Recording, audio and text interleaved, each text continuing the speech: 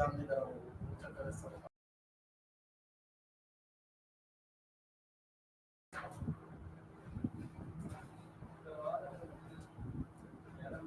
morning, all of you. My name is Uma Bhatia, and today we are covering in this class Unit 4 and 5 the kingdoms in the Deccan and the rise of Harsha in the south. Okay, now we are connecting to south. We will cover east, west, north, and mainly we will cover in this class about the south. Yes, people often speak of India South, of Vindhyas, as South India, as we are talking about Deccan. Okay, Deccan means uh, Dakshinapatham. We were used about Dakshinapatham.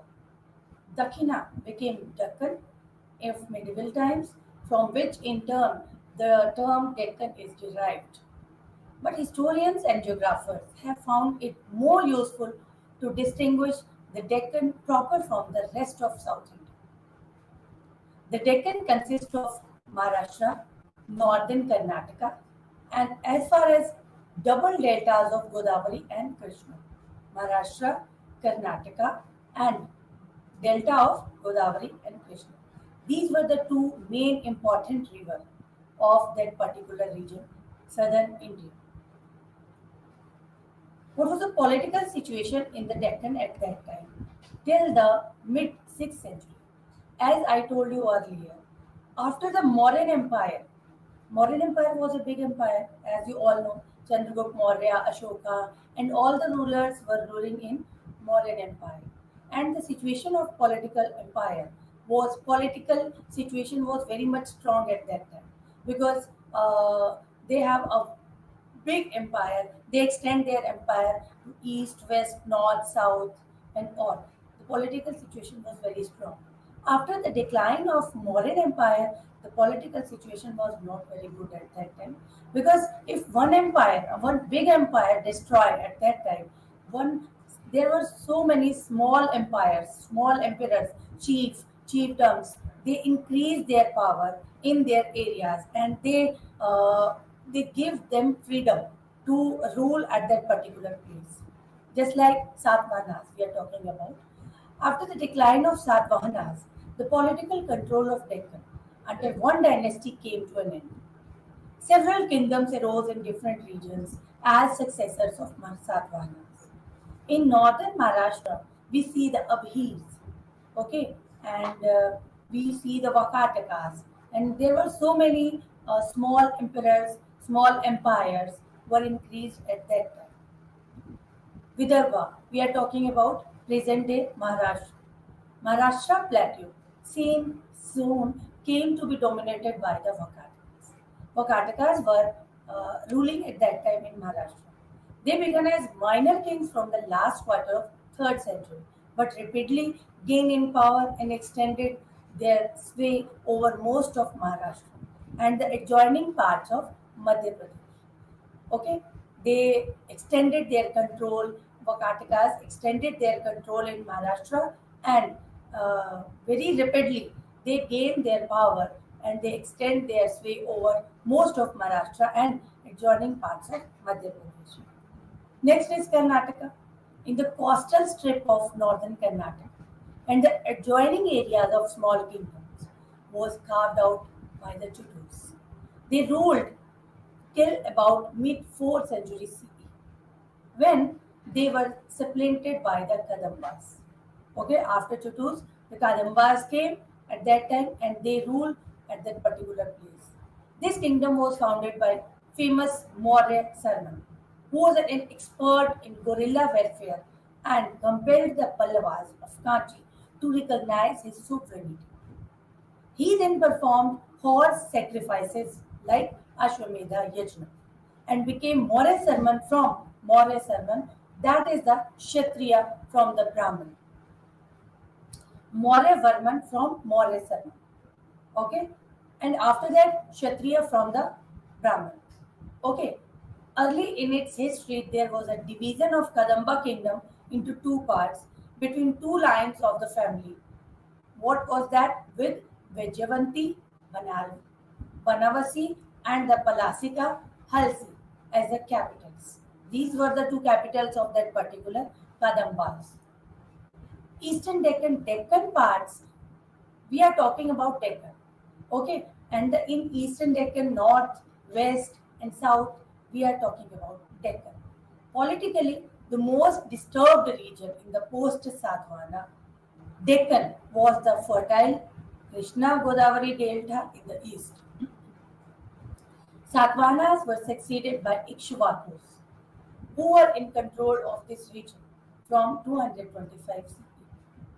There was a break in their rule by coming of Abhirs from the west, but it was a brief interregnum and the Ikshvakus came back and ruled for the next 50 years or so. Then the area was apparently split up into the number of principalities. From copper plate inscriptions, we come to know about the king of that particular place, Ikshvakus, and Allahabad pillar inscription, which was very much good source to know about the information about Samudragupta that inform us about a half dozen kingdoms of this area. South Karnataka. In South Karnataka, there arose a dynasty at the beginning of 5th century CE. The kings of this dynasty are called Ganges or Western Gangas to distinguish them from the Eastern Ganges of Odisha. The Western Ganges ruled over South Karnataka for the next 600 years. Because of such a long association, the area came to be called Gangavadi. And the Gangavadi is an isolated territory surrounded by mountains and relatively less prosperous agriculture. What was the political situation in South India? In South India, we are talking about Tamil Nadu, we are talking about Kerala, and the literature of that particular period was the Sangam literature. And the Sangam period in Tamil Nadu and Kerala drew to a close about the end of 3rd century CE. The history of this area from 4th to 6th century CE is very obscure. The early history of Pallavas belongs to this period. Copper plate charters that were issued from Kanchi, Pallava rule was traditionally associated with the Kanchi. Okay, now we are talking about Sangam literature. And to know about what was the reason, to know what was the causes about that particular period and the sources of that particular period, how were the sources to know about South India? What were the sources? The main source of that particular period to know about South India was a Sangam literature. In Sangam literature, there was totally historical evidence to know about Tamil Nadu and Kerala and all further states of that particular South. Pallavas. Pallavas began with Simhavishnu about the middle of 6th century BC. He put an end to Kalabra interregnum of Tandai Mandalam and extended his kingdom southward up to the Kaveri Delta. He was succeeded by Mahadeva Varman. Earlier we have studied about Mahadeva Varman. He has changed his name Mahadev Sarman to Mahadeva Varman. He was succeeded by Mahadeva Varman I, who annexed territories in the north up to river Krishna. The Pallava kings also secured submission from the neighboring chieftains and kings, thus reached a zone of influence of Chalukyas, of Badami, and of Pandyas. Even the Pandyas had to accept their overlordship briefly.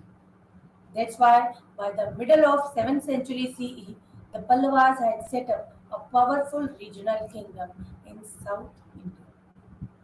Their power began to weaken from the mid 8th century when Chalukyas were being replaced by Rashtrakutas in Deccan. By the early 10th century CE, the Pallava ruler came to an end when Aparajata was defeated by Aditya Chola. Next, Pandyas, Cheras, Cholas, Pandyas, and Kalchuris and Rashtrakutas. They were not the very big kingdoms. They were the, just like we can say, the chieftains. Okay, the chief of that particular area. The Pandyas came to light with King Kadumba towards the close of 6th century CE when he suppressed the Kalabras. The Pandyas ruled in the southernmost districts of Tamil Nadu. Tamil Nadu, in the map of India, you can see in the left, in the downwards and left side of Tamil Nadu. The Pandyas ruled in southernmost district of Tamil Nadu with the Vegi River basin as the heartland of kingdom. They constantly tried to extend their sway over the Kaveri Delta in the north and Chera country in the southwest. Yes, I told you, and I'm going to tell you about the importance of river at that particular place because all emperors were fighting for the area, and that was connected to the rivers because nearby rivers there was a fertile land and the communication was very much easy of that area. Okay, that's why they fought a lot of wars on that particular place near connected to a river. Other powers, just like the Gangas, continue to rule in Gangavadi in South Karnataka. Besides, there were several other small kingdoms and chieftains in the Deccan and South India at this period, such as Nolambas, Panas, Silharas, like this. Unlike the northern India, there were no continuous stretches of river valleys and plains. In the south, there were stretches of river valleys also. The major river valleys, such as Doab was the area connected to two rivers. Which were the two rivers of that particular place? Tungabhadra and Krishna. The area between the Tungabhadra and the Krishna that was known as Raichur Doab. Okay? That were the major river valleys. The Krishna Godavari Delta, the lower Kaveri Valley, and the Vedi Valley are separated from each other by rugged mountains territories. The vast expanses of forest that divided uncultivated zones. All this encouraged political fragmentation and allowed small or political units to survive in isolated pockets of habitation. Conflict between different powers.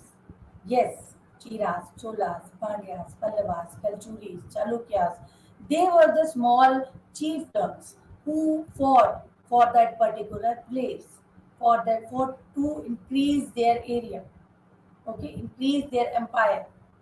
The political history of this period is marked by frequent wars between the Chalukyas of Badami, Pallavas, between Pandyas and the Pallavas. Hostilities began with the raid of Chalukyas Pulkeshin II, Chalukya ruler Pulkeshin II, who defeated Mahadev Varman and occupied the northern part of Pallava kingdom. In another campaign, he vanished the Banas and once again threatened Kanchi. But he was badly defeated in the several battles by Narasimha Varman I, who had succeeded Mahadev Varman. These were the attacks and these were the fightings between the rulers, between the chieftains of Pallavas, Pandyas, and the Chalukyas. Okay, for that particular empire. Just like Vikramaditya I, Vikramaditya II, Vikramaditya I drove out the Pallavas, formed an alliance with the Pandyas. And then after that, Vikramaditya II is specially marked in this connection for he is said to have overrun and looted Kachi 3 times. Relations with other countries. What was the relation? Relation was very much good. A noteworthy feature of South Indian politics at this time was an active interest in the political affairs of Sri Lanka. In the battles with the Chalukyas, we hear that Narasimha Varman I had a Lankan prince, Mahavarman, on his side. He had been driven into exile and had sought refuge at the Pallavan court. After his return from Badami, Narasimhavarman had Varman to gain the throne at Anuradhapura by sending two naval expeditions. Later, when he had again been disposed of his kingdom, it was to the Pallava king that Mahavarman looked for help. The Pandyas too showed keen interest in Sri Lanka, the wealth of which lured them into launching predatory raids into this area. Sri Lanka was very much good at that time. What was the local association of that particular time? In South India, polity, especially Pallava, was importance of local corporate units in most important aspects of life of the people. There were innumerable local groups, an association based on caste, craft, profession, or religious persuasion. There were associations of handicraft like the weavers, oil pressers, merchants like the Nana Desis, Manigraman, and the 500 of Ayarol. Ayarol is the Tamil name of a hall of students, of ascetics, temple priests, etc. In addition, there were three important territorial assemblies, Ur, Sabha, and Nagar. Political organization of the Pallava period. Now we shall proceed to discuss the pattern of administration that prevailed in these kingdoms. The king was the main head of that particular authority. He assumed high sounding titles just like Maharaja, Bhattarika, and Dharm Maharaja, Dharm Adhikar. Like in the beginning, kingship was governed by the Vedic ideal. We find kings proclaiming in their inscriptions that they performed hot sacrifices just like Ashwamedha. Ashwamedha sacrifices were done by Sri Ram also. And other Vedic sacrifices just Vajpaya, Rajasuya, etc. These type of sacrifices were held at that particular time because they were connected with Veda. During this period, these sacrifices did not have the social significance they had in later Vedic period. Relation between different categories of rulers. What was the relation? Of course, the chieftains and the chiefdoms, just like minor kings, they were very much not in a good relation. The relation between big kings and their lesser allies is a matter of controversy. Means they have no that much good relation between each other. There are two views about the relations between powerful kings and the minor kings and the chieftains. First, it is said that the smaller kings and chieftains regarded a big king. Smaller kings and chieftains regarded a big king, especially Pallavas, as their overlord on religious grounds. The Pallava kings used to participate in elaborate religious ceremonies, which gave them a high ritual status. It was a high ritual status that was respected by lesser kings and chiefs.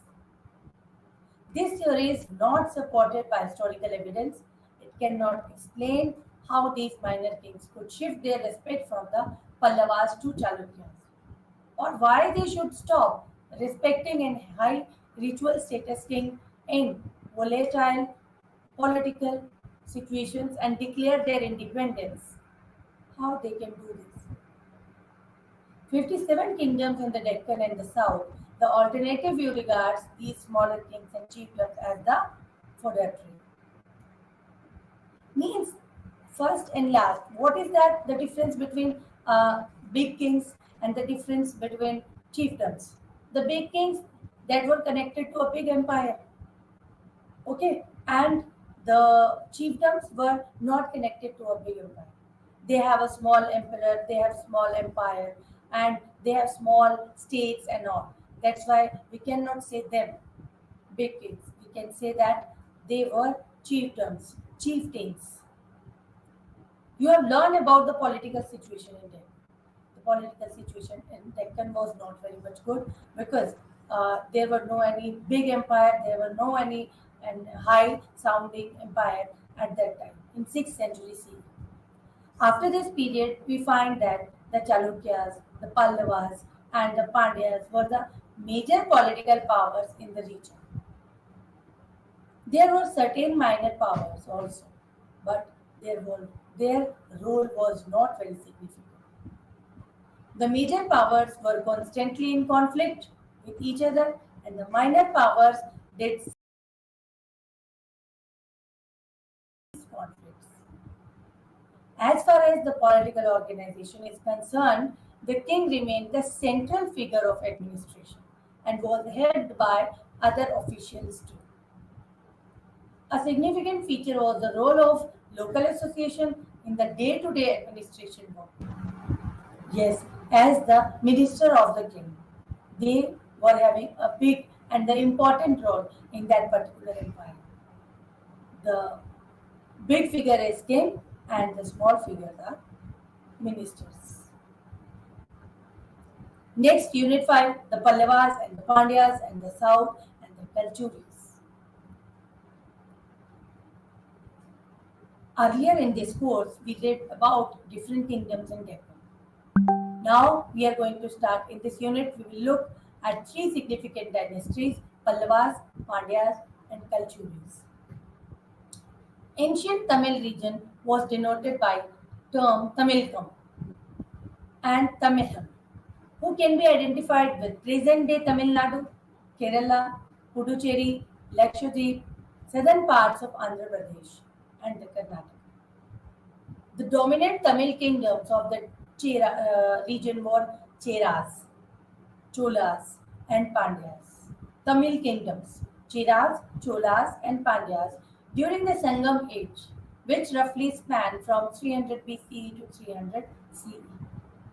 In this unit, we will read about Pandyas during the Sangam age and the period of discontinuity in their political power during post Sangam age, followed by the arrival of their power.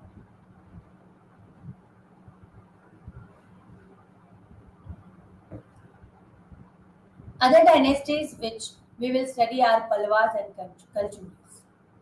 Cheras, Cholas, Pandyas, and the Pallavas and Kalchuris. Pallavas were located in Tamil Mandalam region or northmost part of present-day Tamil Nadu, between two rivers, Pennar and Ponniyar. Capital at Kanchipuram. Kalchuris had several branches, but our main focus will be on Kalchuris of Chedi, located in parts of central India, and those of Kalyani in the modern state of Karnataka. Kalchuris of Chedi and Kalchuris of Kalyani. We will focus on these two Kalchuris only. Okay. First of all, Pallavas. In this unit, the ruins of Satvana, there arose a number of kingdoms. After the decline of Satvana, there a lot of kingdoms they arose themselves in front of them. The Pallavas were one of them.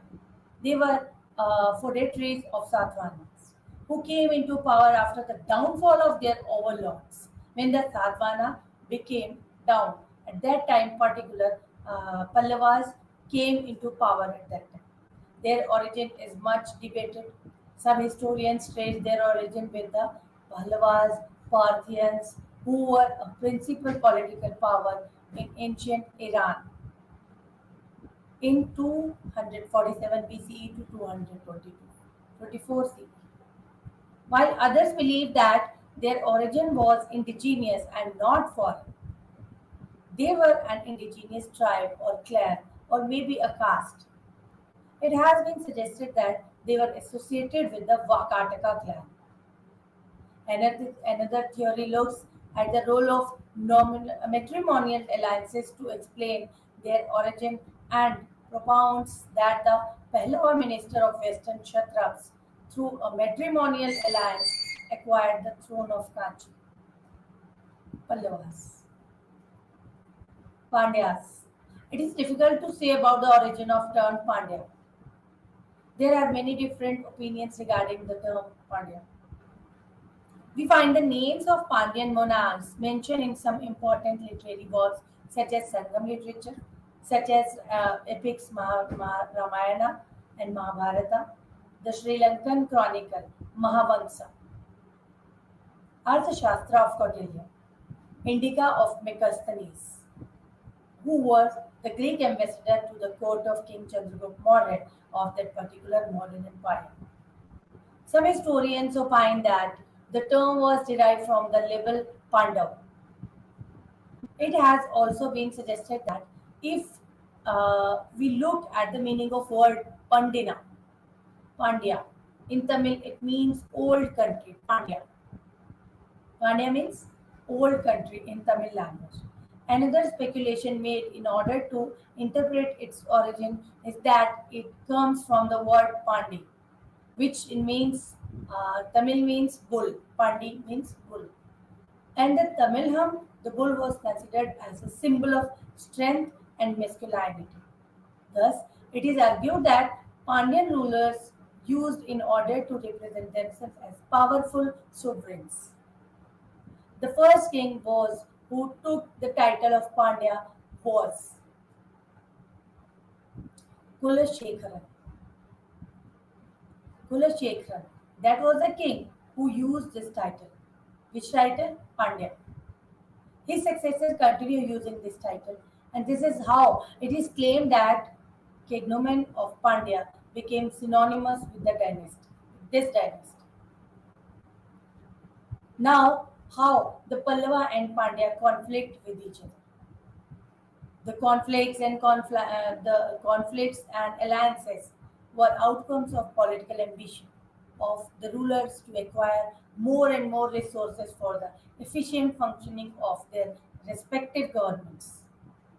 Yes, the Chalukyas of Vatapi, the Pallavas of Kanchi, frequently at war with one another. The Pallava monarch Mahadev Varman I had expanded the territory of Pallava dynasty towards the north up to the river Krishna. The Vishnu Kundins became the neighboring kingdom located in the north of Pallavas. Pulkeshin II defeated the Vishnu Kundins, and the territory of Vishnu Kundins became the part of Chalukya dynasty. The Chalukyan king made his brother Kubja Vishnu Varman the viceroy of this conquered territory. Later, Vishnu Varman founded the Eastern Chalukyan dynasty or the Chalukyan kingdom of Vengi. With the decline of Vishnu Kundins, the Chalukyans became the neighboring territory of the Pallavas or to the north. That's why the expansionist policies of Mahadeva Varman I and the Pulkeshin II brought the two emperors together on a battlefield against each other. This began the constant conflict between two dynasties. Two dynasties means Pallavas and Chalukyans. The third important dynasty which played a significant role in the clash was the Pandyas of Madurai in the Vengi Valley. Pandyas of Madurai. These three political powers were contemporaries and rose of prominence at almost the same time. The Pandyas, the Chalukyas were neighboring kingdoms of Pallavas. Each wanted to extend their territorial boundaries at the expense of others. The Pandyas were eager to take control of fertile Kaveri Delta. They saw it very beneficial to make the Chalukyas of Vatapi, who were constantly at war with the Pallavas, their political ally, to recognize their political ambition. According Arikesri Parakosa Varman I, the Pandyan ruler made an alliance with the Chalukyan king Vikramaditya I and attempted to acquire some portion of Pallava territory.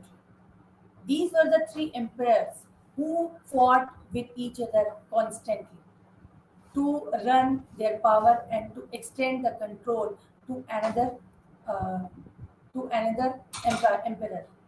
That's why they fought with each other constantly. The Pandyas were also at war with the other neighboring dynasty and the Cheras in order to extend their territorial boundaries.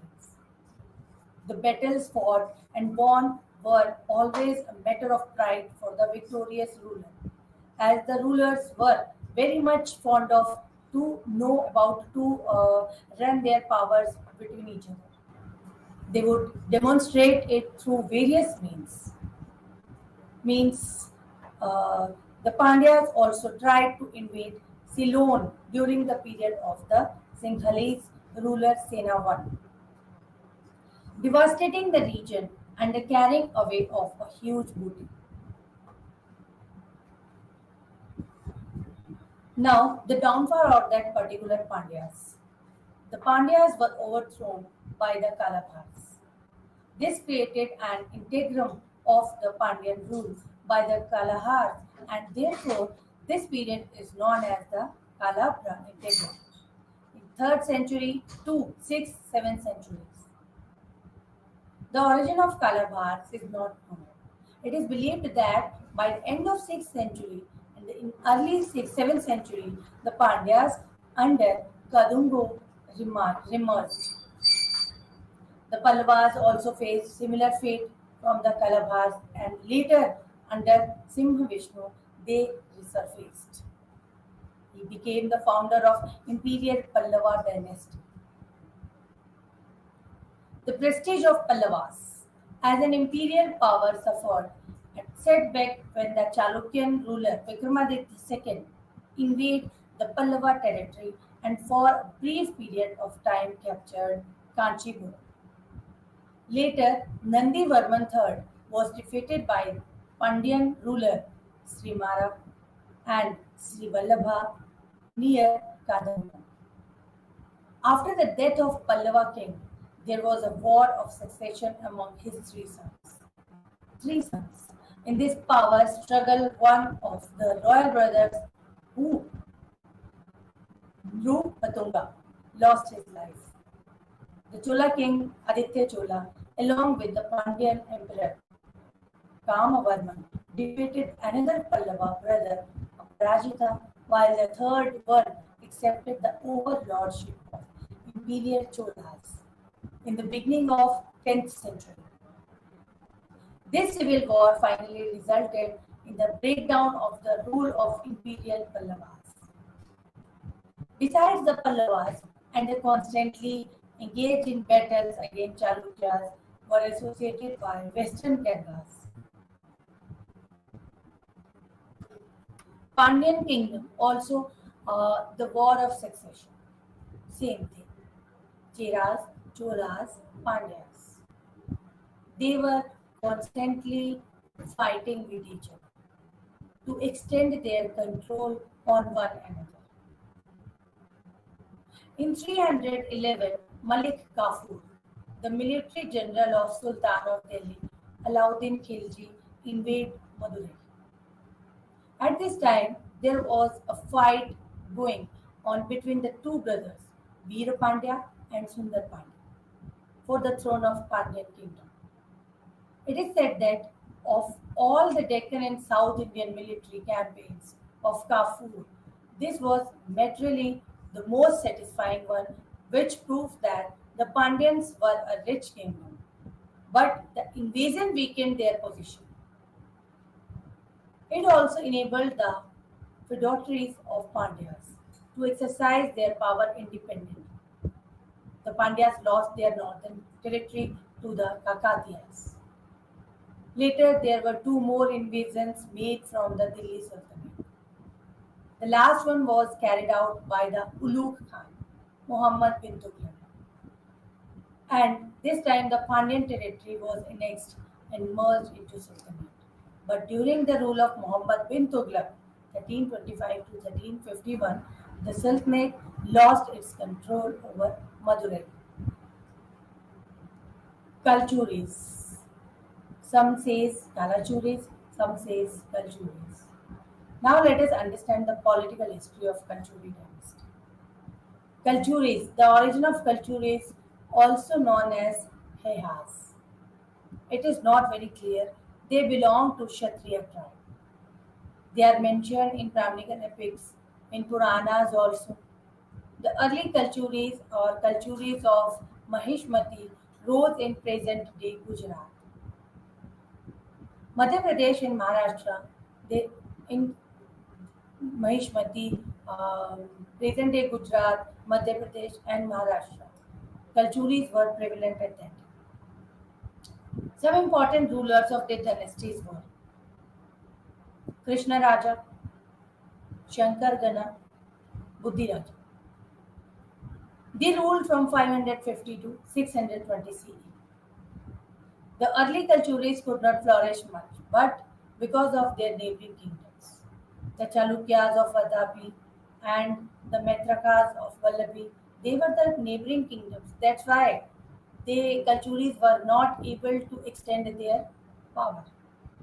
These two kingdoms were too dominating political forces for them to expand, and finally their powers were undermined. Buddhiraja during his period had to fight against Chalukyas twice. In the first battle he was defeated by Mangalesha, and in second battle he was defeated by Pulkeshi II. After these defeats, through the Kalchuris were weakened, yet they continue to survive. They have matrimonial relation with the eastern and western Chalukyas. By 9th century, we come across a number of collateral branches of Kalchuris.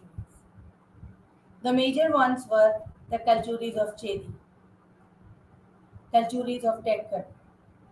There were some other branches of Kalchuris too. The Kalchuris of Ratnapur, Kalchuris of South Koshana, Kalchuris of Gorakhpur, Kalchuris of Raipur. The Kalchuri dynasty of Ratanpur was founded by one of the son of Kokila I, Kalachuri ruler of Chedi. Initially, it was under the subordination of the Kalchuris of Chedi. It became independent under Jajal Deva, one in c. 12th century. He took the royal titles of Maharaja, Dhiraja, Arneshwar. Kalchuris of Ratnapur conquered South Koshan.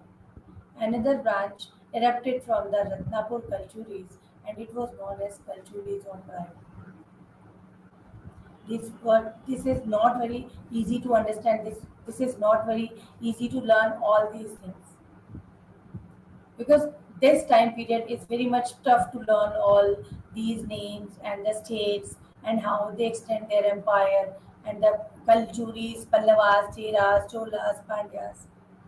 Okay, Cholas were famous for making temples in south. Pandyas were also at that time. Okay, now the administration of that particular time. If we are going to start administration, then we will study about the literature of that particular period, religion, society, economy, administration. We will read about to understand about the administration of the Pallavas. Let us look at their control administration at the local and the local administration units. The Pallavas has a hereditary monarchy as usual. The king was the highest authority in his kingdom, supreme head of the judiciary department, supreme leader of his army, etc. The king. He adopted the title of Dharma Maharaja to emphasize that he governed his kingdom according to the tenets of Dharma Shastras. The Pallava administrative system was well structured. The appointed ministers called Amatyas offered their services. Amatyas. And the assistants, they assisted to the king. The government departments were headed by the royal members, such as young princes of the kingdom. Apart from the royal family members, the distinguished army officials were also given the task of supervising the royal departments. The dynasty had a well maintained army too. We are talking about Pallavas. Each kotam means each area of that particular kingdom. Each kotam was under the supervision of officers appointed by the kings. Village was the smallest administrative unit. To look after the administration of villages, there were many local assemblies, such which were autonomous in nature. Sabha, Ur, these were the most important among them. The Sabha were generally found in Brahmadeya villages. Brahmadeya villages means villages granted to Brahmins, Sabhas. So they were assemblies whose members belonged to the Brahmin caste. The Ur consisted of people from different castes. These self-governing assemblies were involved in performing tasks such as managing temples, repairing irrigational tanks, doing charitable works, etc. The village assemblies were functioning in different parts of Pallava dynasty, and they were very important for the efficient functioning of villages. But a lot of aspects related to their functions and their relation to the central government are not good. Tax, that was the main part of that particular empire. Tax collected from various sources were spent on maintenance of the king and his retinue, for the maintenance of his army and the naval force.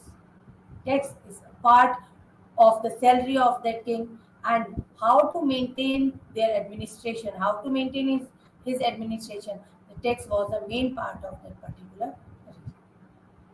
The Pallavas maintained a huge army, infantry, cavalry, unit of elephants, chariots. There were four branches of the army. Fine breeds of horses were not available locally. The Pallavas had to import them from North India and West Asia, because of which they had to spend a huge portion of the revenue on cavalry. Economy. From the post Gupta period, the practice of land grabs became frequent in the north as well as south India. It was useful in expansion of agricultural land because many uncultivated virgin lands were granted to Donis. The Pallava kingdom was very prosperous, and the Pallava inscription informed that the Pallava rulers made many land grants. They grant their land to the Brahmins. They also donate lands for the maintenance of temples and emerged as important economic centers. They received rich endowments. They were granted obligatory contribution of food grains from a group of villagers called Magamai. The temples had Koyal Parivarmans, means ritual specialists. On annual festivals, they attracted a huge mass of people and also gifts from them also. The Pallavas were largely engaged in conflict with Chalukyas and the Pandyas, but during peaceful times, they could pay more attention towards improving trade, improving commerce in their domain. Maritime trade received a welcoming boost. Mahabalipuram was a busy Pallava port, and its harbour was full of ships, loading and unloading cargo ships. When the Pallava Emperor Narasimhavarman sent his naval expedition to Ceylon for the second time, it was this port which was used for sending his army. They also had dockyards at Nagapattinam. The Pandyans especially had a prosperous trade. There were several different kinds of merchants, traders, and they played a very important role because they paid tax. That's why they play a very important role in the economical condition of Pallavas. Pandyas had intercontinental trade. The foreign merchants and travelers addressed the Pandyan kingdoms as Malabar, which is an Arabic term for ferry or passage. This underlines the significance of region, and there is evidence that it is frequently visited by the merchants and the travelers because the area that was connected to the seaport. Okay, Polo in his account informed that Pandyan kings took interest in prominent promotion of trade and commerce and provide a favorable condition for the native and foreign merchants to engage in trading activities. As today in India, so many foreign countries, for so many foreign companies want to invest their money in India. because in India there are so many small activities which were very much profitable for the other countries. They think so. That's why they connect. They want to connect with India. At that time, the ruler of Pandya rulers were very much fond of that the travelers will come in our country and they trade with us so that they can gain tax and they can gain publicity. What was the condition of the society at that particular time? The ruling and priestly class had an interdependent relationship. The ruling and the priestly class.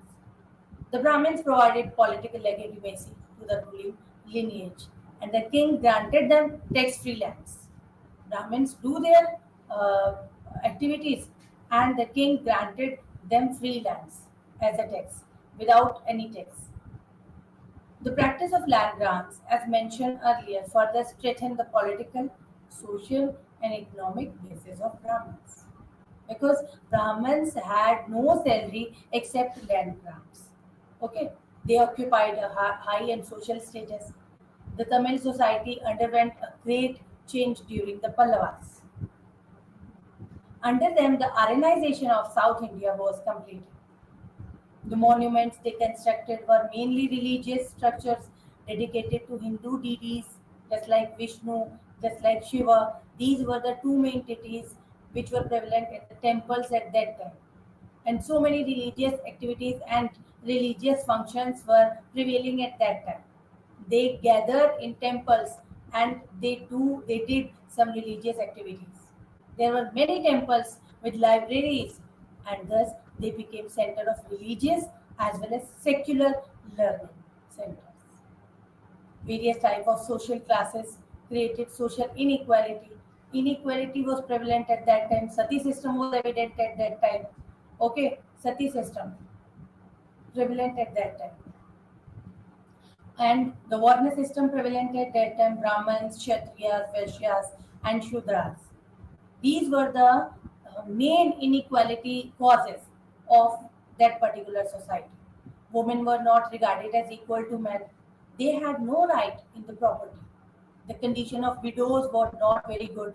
Sati system was evident. It was called Tipaidals.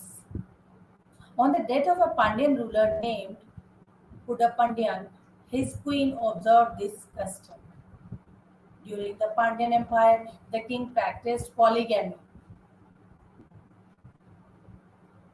These were in the Sangam age, the women who were skilled in literature, essay, music, natakam, drama, who were regarded as Mudukuravai.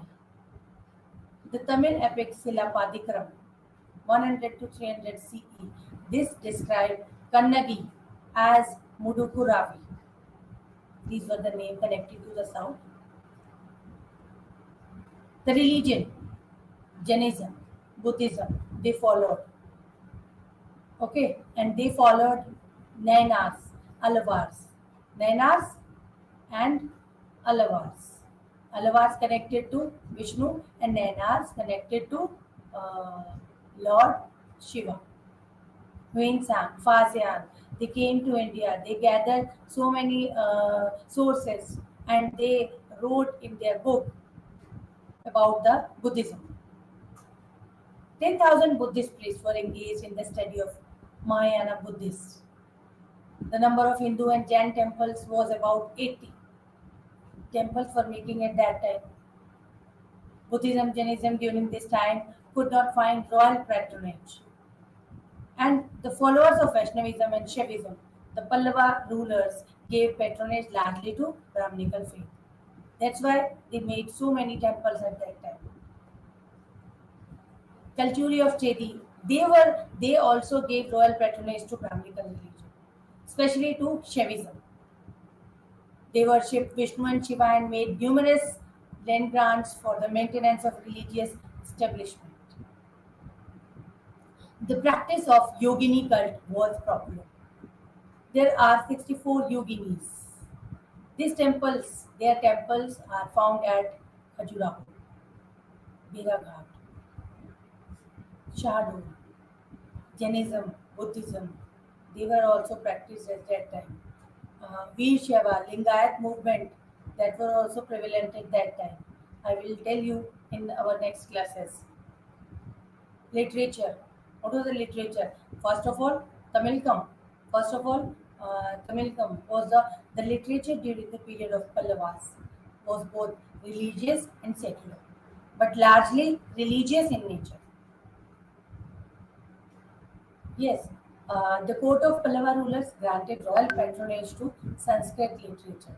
They give importance to Sanskrit literature. Poet saints as well as alvars, poet saints wrote literary works of great importance, which we will look at now. Otherwise, there was a growth of sectarian movement, the Bhakti movement. Bhakti movement. In our next class, we will study about Bhakti movement, Alvars, Nayanars, and the devotee of Vishnu, devotee of Shiva. In the Bhakti literature, Tamil literature also we will study about in our next class. So many Tamil verses written in Tamilkam, Prabandham, and was written by 12 Alvars. Alvars means devotee of Vishnu. Okay? Art and literature, yes, they were connected to art and literature too. The architecture of a particular kingdom is influenced by various factors. The availability of resource material means one and last. They made the temples and they give grant to the temples also. They give a lot of grant for making temples. That is the main reason, the main source to know about art and architecture, how much the rulers of Pandyans they fond of. Mahindra style, Mahindra style architecture, Mamala style architecture, Rajasimha style architecture. They were connected with the architecture also. Architectural structures of Pandyas were very good. The summary of that particular to know about Pallavas, Pandyas, and Kalchuris, their relationship with their respective and neighboring kingdoms, and the impact these interaction created on political history also. The relationship of the king with his territory comprising agricultural lands, they connected to forest areas, wasteland, water bodies. Some tract of land had state monopoly, while others were redistributed through the system of land grants.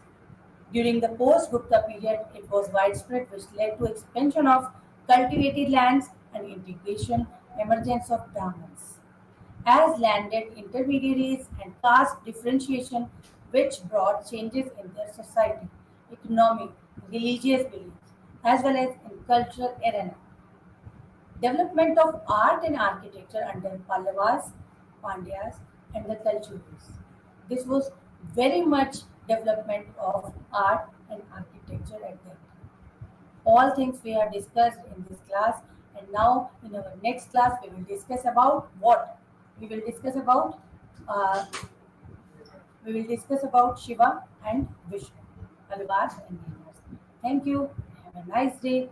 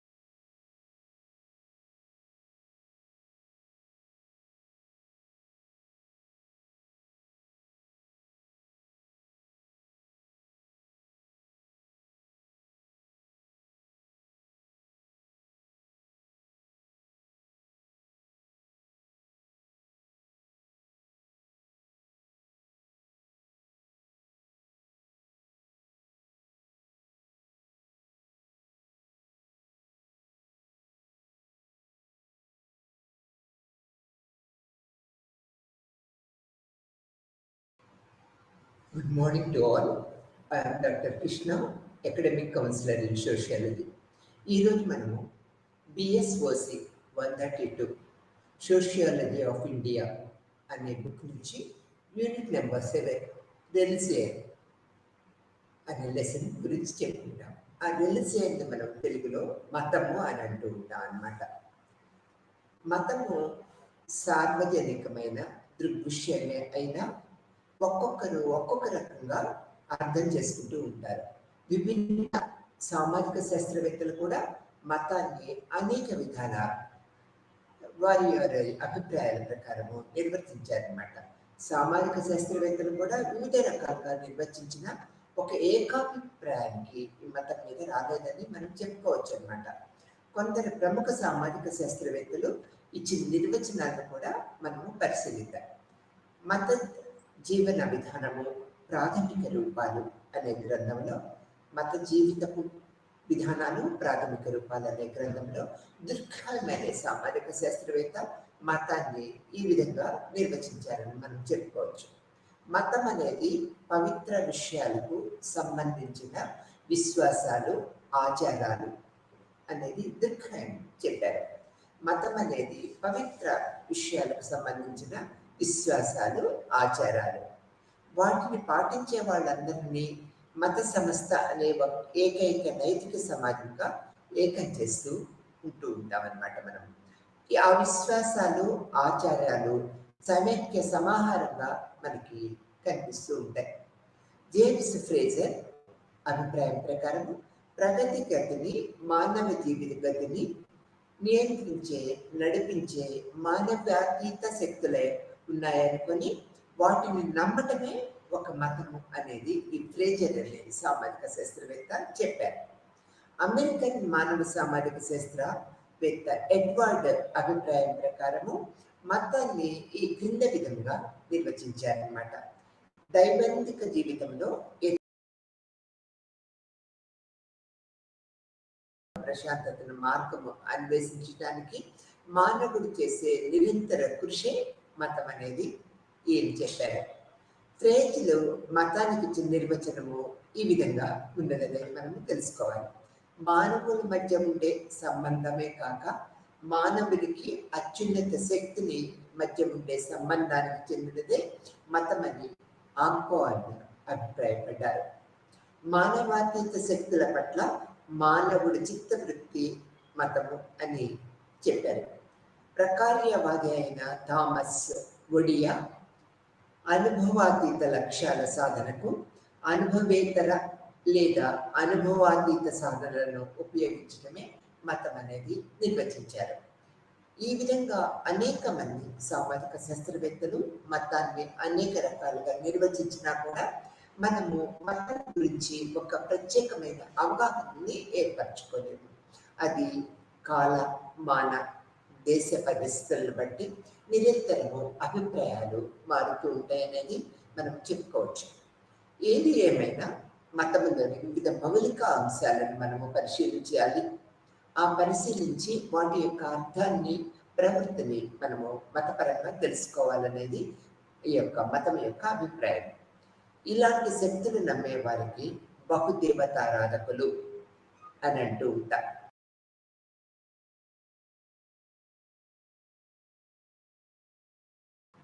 మరికొందరు ఒకే ఒక్క శక్తిని నమ్ముతూ ఉంటారు. ఆ శక్తే దైవము లేదా సర్వశక్తిమంతుడు అనే దృక్పథాన్ని ఏర్పరచుకుంటారు. ఆ దైవం అనేది వీరి అభిప్రాయం ప్రకారము నిరాకారుడు, సర్వాంతర్యామి. దైవాన్ని అనేక రూపాల్లో మనము కొలుస్తూ ఉంటాము. వీరికి ఏకేశ్వరాధకులు అంటూ ఉంటారు. ఒక్కొక్కరు ఒక్కొక్క రకమైన దైవాన్ని కొలుస్తూ ఉంటాం. మన హిందూ సమాజాన్ని తీసుకున్నట్లయితే 3,000,000 దేవతలు ఉంటారు. అండ్ కొందరు అంటే వారి ఇష్ట ప్రకారం ఒక్కొక్కరు ఒక్కొక్క దైవాన్ని ఎంచుకుంటూ ఉంటారు అనేది మనకు తెలిసిన విషయమే. మానవ అతీత శక్తులతో సర్దుబాటు చేసుకోవడమే వ్యక్తుల యొక్క జీవన విధానంగా, మత విధానంగా మనము చెప్పుకుంటూ ఉంటాం. ఈ శక్తులు దయాదాక్షిణ్యాలపై వారి మనుగడ ఆధారపడి ఉంటుందని అందరూ విశ్వసిస్తూ ఉంటారు. ఆ శక్తులను ప్రసన్నం చేసుకోవటానికి పూజా పునస్కారాలను నిర్వచించి ప్రార్థనలు చేస్తూ ఉంటారు. ఈ శక్తులు ఆగ్రహం కలిగిస్తే తమకు ఏ విధంగా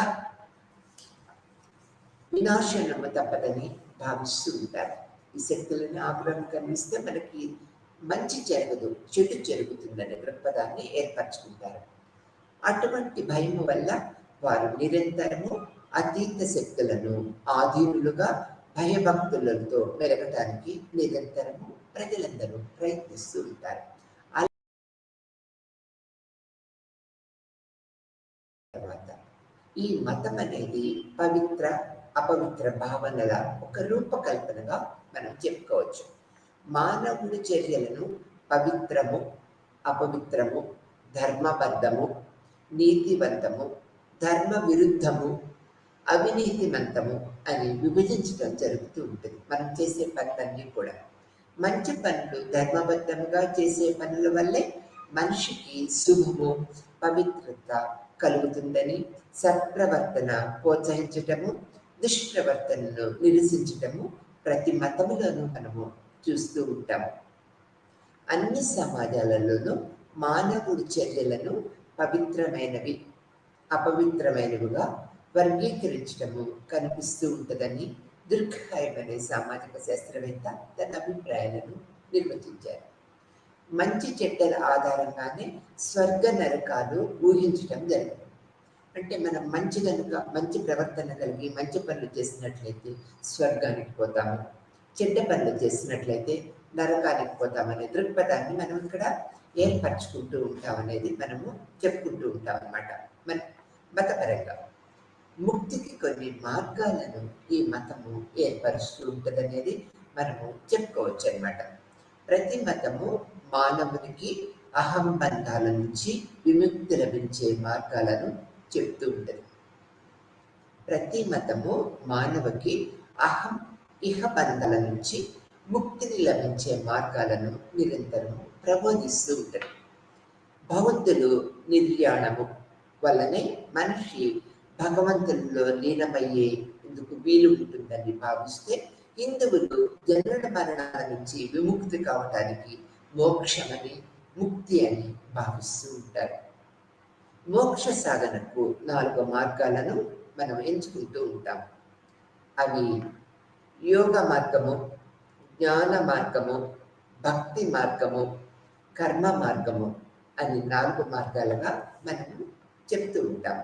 ఈ మార్గాల వల్ల మోక్ష సాధన జరుగుతుందనే దృక్పథాన్ని మనము అతి పురాతన కాలం నుంచి ఇప్పటి వరకు కూడా నమ్ముతూ ఉన్నాం అన్నమాట. అది మతం యొక్క బలంగా కూడా మనము చెప్పుకోవచ్చు. మతానికి ఆధారము విశ్వాసం.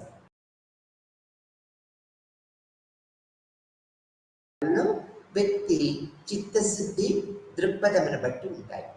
ఈ పవిత్ర అపవిత్ర భావాలనే దృక్పథము మనిషి యొక్క మనస్తత్వాన్ని బట్టి ఉంటాయనేది మనం గుర్తించవలసిన విషయం.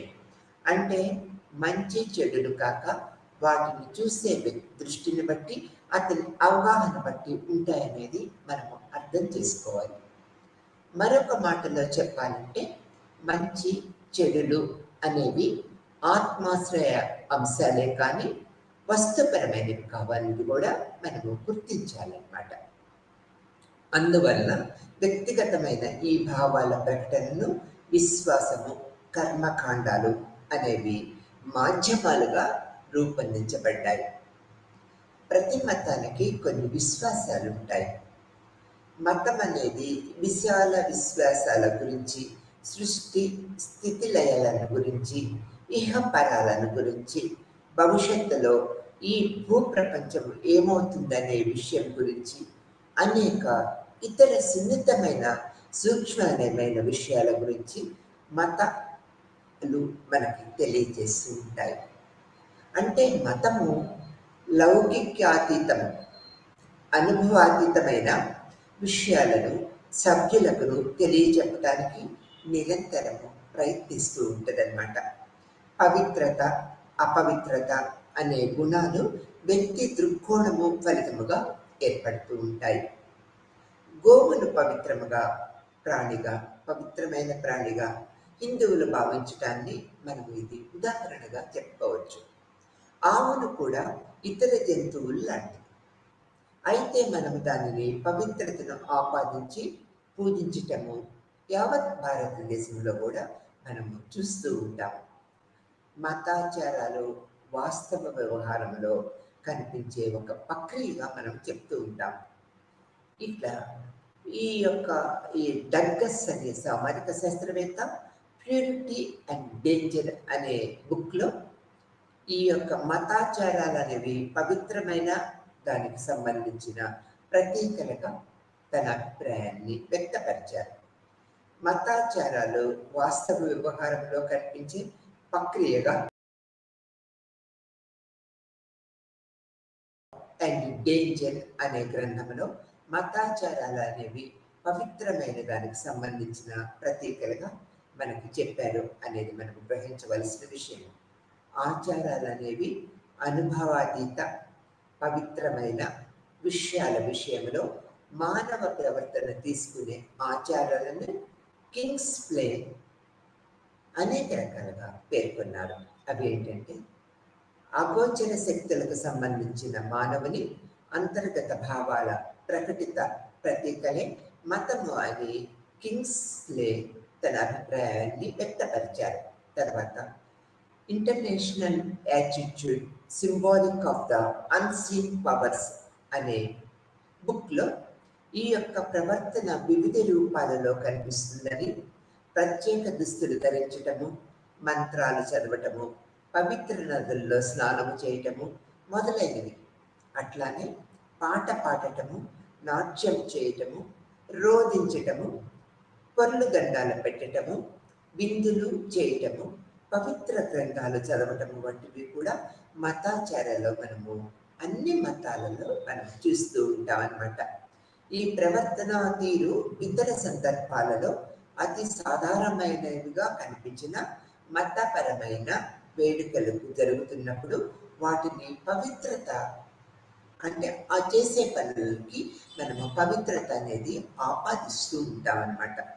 మతాచారాలు సభ్యుల మధ్య ఐక్యతకు బాగా తోడ్పడుతూ ఉంటాయి. తానుంటున్న ప్రపంచానికి ఈ సృష్టినంతటిని అర్థం చేసుకోవటానికి, దాని పట్ల విశ్వాసము పెంచుకోవటానికి ఈ మతాచారాలు చాలా దోహదం చేస్తూ ఉంటాయి. ముస్లింలలో మసీదులో చేసే నమాజ్, క్రైస్తవులు చర్చిలో జరిపే ప్రార్థనా సమావేశాలు, హిందువులు దేవాలయంలో నిర్వచించిన భజన కార్యక్రమాలు ఆయా మతాల వారి సమైక్యత పెంపుదలకి దోహదం చేసేటటువంటి ప్రక్రియలని మనము గుర్తించిపెట్టుకోవాల్సిన విషయం. ఈ కారణముగానే దుర్గాయం సామూహికముగా జరిపే మతాచారాల వల్ల సమాజము మరింత సంఘటితమై సభ్యులలో భావ సమైక్యత ఏర్పడుతుందనేది పేర్కొన్నారు దుర్గాయం అనే సామాజిక శాస్త్రవేత్త. ఒకే గోత్రము, దేవుడు, ఆ గోత్రము భిన్నమైనది కావు. ఈ రెండు సదృశ్యాలే అని దుర్గాయము తన యొక్క పరిశోధనా పద్ధతుల్లో వెలిపించారన్నమాట. సామాజిక వ్యవస్థగా మతాన్ని అర్థం చేసుకోవటము, విశ్వాసాలు, మతాచారాలను అర్థం చేసుకోవటంపై ఆధారపడి ఉంటుందనేది మనకు గ్రహించవలసిన విషయం. కొందరు మేధావులు మతాన్ని గురించి మాత్రమే తీవ్రంగా చర్చిస్తూ ఉంటారు, కానీ మతాచారాలకు అంత ప్రాముఖ్యత ఇవ్వలేదు. మతా వివరింపలేకపోవచ్చు, నిజ నిర్ధారణకు బలమైన ఆధారాలు చూపలేకపోవచ్చు.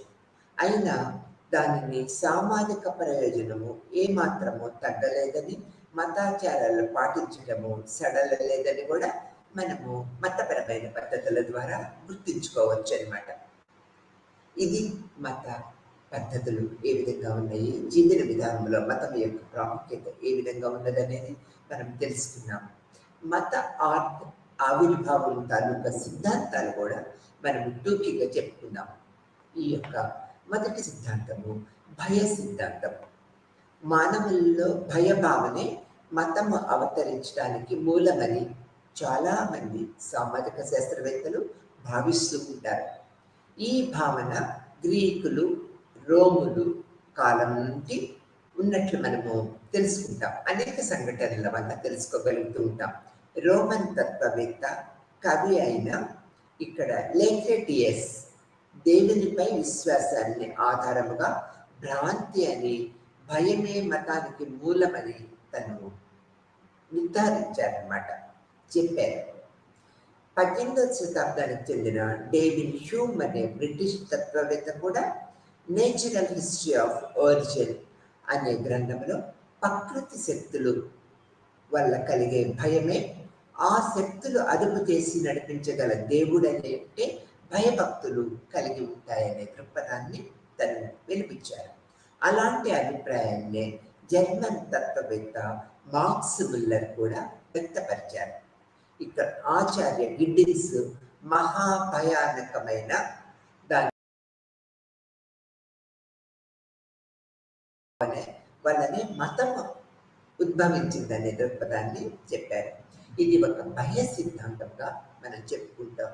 ప్రకృతిలో జరిగే అనేక రకాల భయంకరమైన స్థితిగతులు మనకి నిదర్శనాల మీద ఆధారపడి ఒక దేవుడు అనే దృక్పథం ఏర్పరచుకొని ఆ దేవుడు ఈ భయం నుంచి మనల్ని బయటపడేస్తాడనే దృక్పథాన్ని ఉంటుందనే దృక్పథాన్ని అనేక రకాల తత్వవేత్తలు, సామాజిక శాస్త్రవేత్తలు ఈ భయ సిద్ధాంతం వల్ల మనకి వెలిపించారు.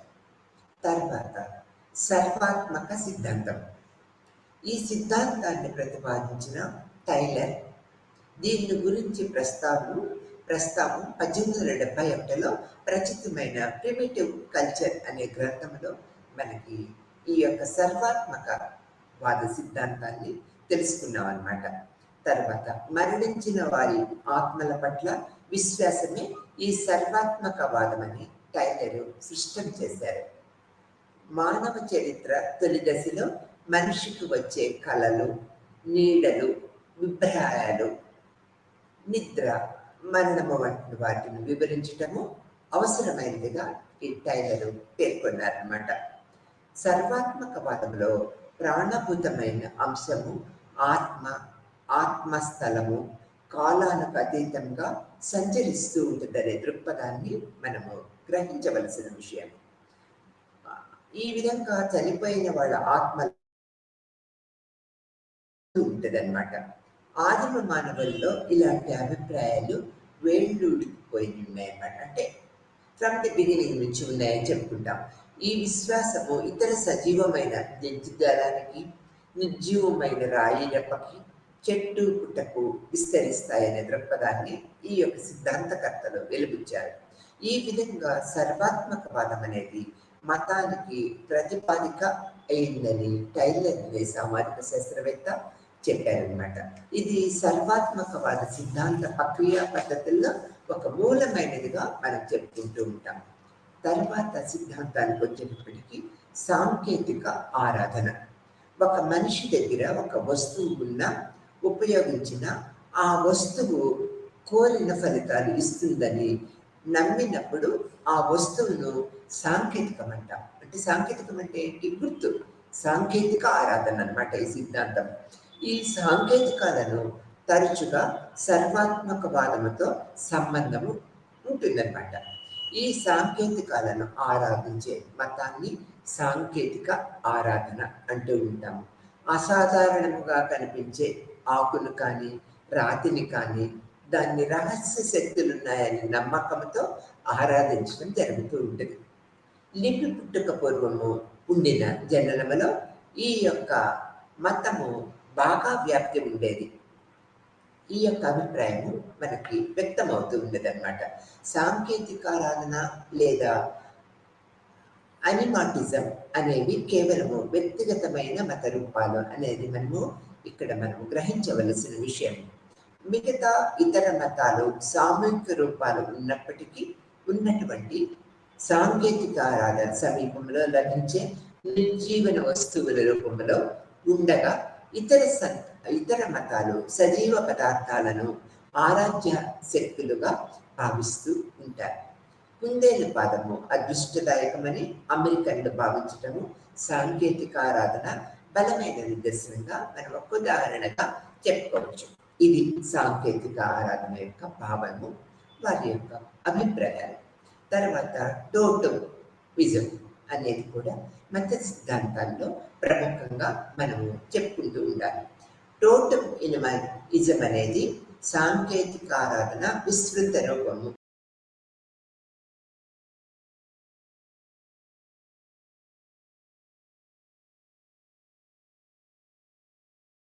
సామాజిక బృందంతో కానీ ప్రత్యేక సంబంధము ఉన్నట్లు పరిగణించే ఒక వర్గం వస్తువులను టోటమిజం అని చెప్తూ ఉంటాం. సాధారణంగా ఒక జాతి జంతువులను, ఒక్కొక్కసారి ఒక జాతి చెట్టును, నిర్జీవన వస్తువులను వర్తిస్తూ ఉంటుంది. ఉదాహరణకు తీసుకున్నట్లయితే ఒక గిరిజన తండాకు ఒక టోటంతో సంబంధం ఉన్నప్పుడు ఆ తండా దాన్ని భక్తి భావంతో చూస్తూ ఉంటుంది అనమాట. ఈ తండాలో ఆ టోటం పేరు పెట్టుకొని దాన్ని పూజిస్తూ టోటం అనే వివిధ గిరిజన సమూహాల ప్రత్యేకతను సూచించే చిహ్నంగా పరిగణిస్తూ ఉంటారన్నమాట. ఇక్కడ టోటమిజం అనే మాటను సంతృప్తికరమైన నిర్వచనం ఇవ్వటంలో శాస్త్రవేత్తలు విఫలమయ్యారని మనం చెప్పుకోవాలి.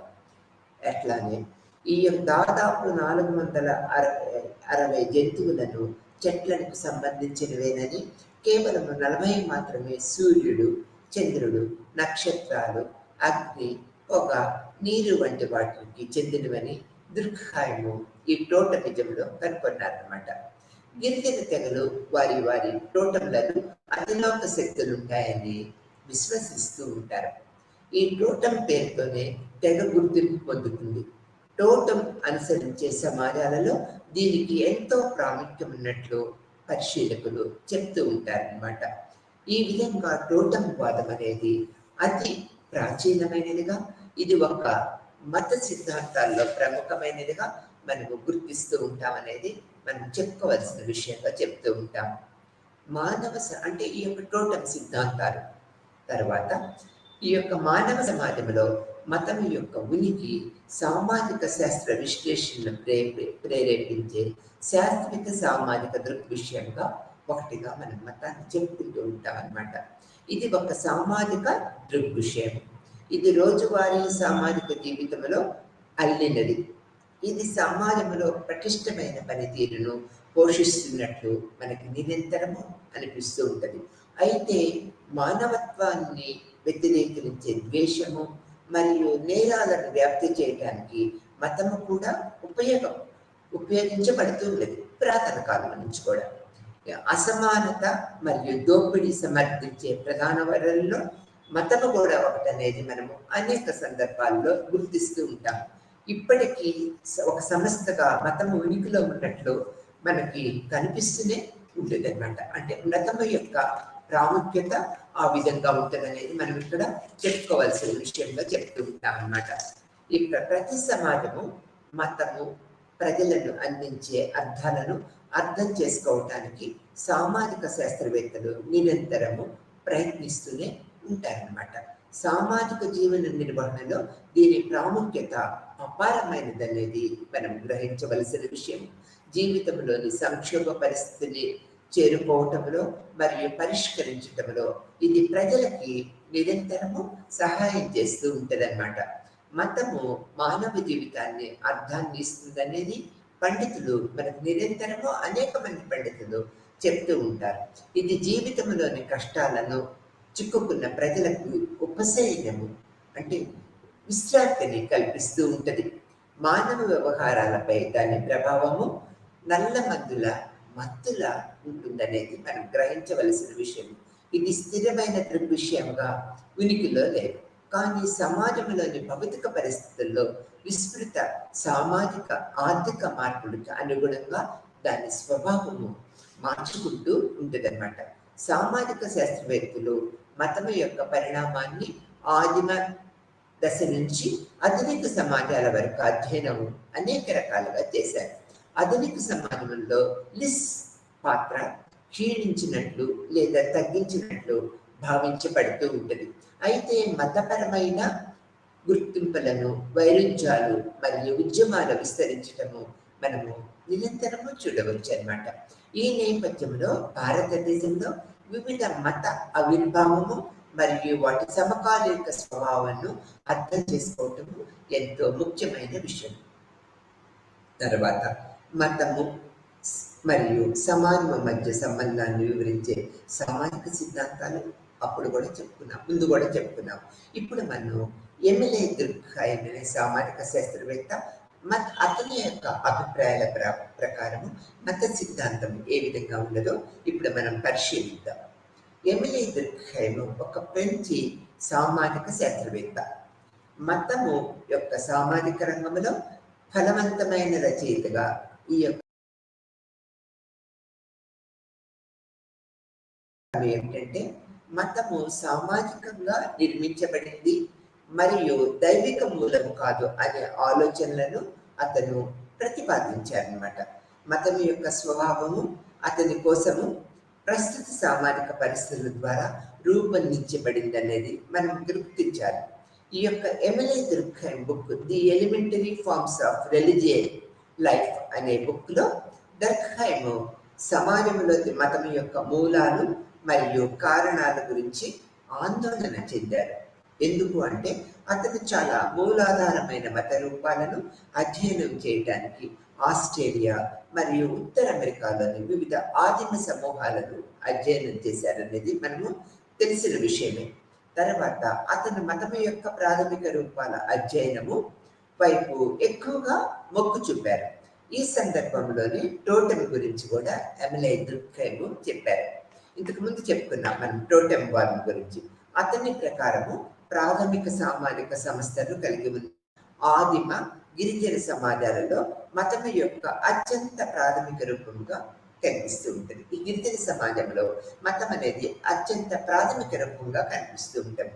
దుర్ఖైమ్ అభిప్రాయం ప్రకారము అంతర్లీన సామాజిక నిర్మాణాలు మరియు విశ్వాస వ్యవస్థ యొక్క ఆపరేటివ్ భాగాన్ని సంబంధించిన ఆచారాల యొక్క ఉత్పత్తులు అంటే నమ్మకాల ద్వారా ఉత్పత్తి చేయబడిన వివిధ చర్యల విధానాలు మతం అనేది ఒక సామాజిక దృగ్విషయం. దాని ప్రాథమిక లక్షణము మరియు ఐక్యత ఇవ్వబడింది అనేది ఎమిలే దుర్ఖైమ్ తమ సిద్ధాంతాలలో మనకి తెలియపరిచారనేది మనము చెప్పుకోవచ్చు అన్నమాట. ఇతని యొక్క అభిప్రాయాలు చాలా విషయాలు ఒకదానికొకటి చాలా లోతుగా విభిన్నంగా లేదా వ్యతిరేకించబడ్డాయి. అంటే పవిత్రమైనవిగా మరియు అపవిత్రమైనవిగా మనం పేర్కొనవచ్చు. ఇది ఎమిలే దుర్ఖైమ్ యొక్క సిద్ధాంత భావనగా చెప్పుకుంటూ ఉంటాం. తర్వాత ఇక్కడ ప్రముఖమైన సామాజిక శాస్త్రవేత్త మార్క్స్ వెబర్ యొక్క అభిప్రాయం ప్రకారం ఈ మార్క్స్ వెబర్ ఒక జర్మనీ శాస్త్రవేత్త. మతం యొక్క ఆర్థిక ఔన్నత్యాన్ని ప్రదర్శించే మత సిద్ధాంతాన్ని అభివృద్ధి చేశారు. అతని book the Protestant ethic and the spirit of capitalism 1948లో ఈ బుక్ ప్రచురించారనమాట. అతని పెట్టుబడిదారీ విధానం యొక్క ఆధునిక ఆర్థిక వ్యవస్థ అభివృద్ధిలో ప్రొటెస్టెంట్ నీతి యొక్క సహకారాన్ని అంచనా వేశారనమాట. అతను ప్రొటెస్టెంట్ నీతి పశ్చిమ దేశాలలో పెట్టుబడిదారీ విధానము అభివృద్ధిలో నిర్ణయాత్మకమైన పాత్ర పోషిస్తుందనే దృక్పథాన్ని ఇతను మనకు చెప్పారు.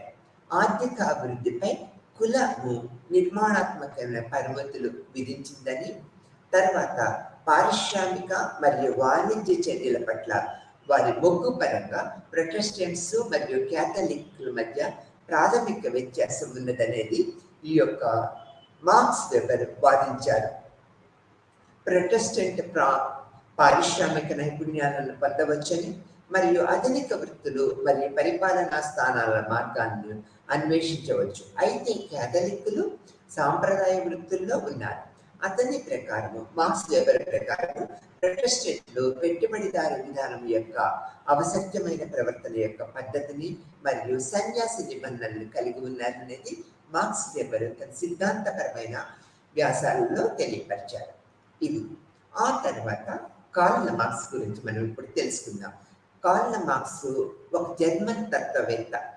దుర్ఖైమ్ మరియు మార్క్స్ వెబర్ మాదిరిగా కాకుండా మతం యొక్క విమర్శనాత్మక సిద్ధాంతాన్ని ఈ యొక్క కార్ల్ మార్క్స్ అభివృద్ధి చేశారు.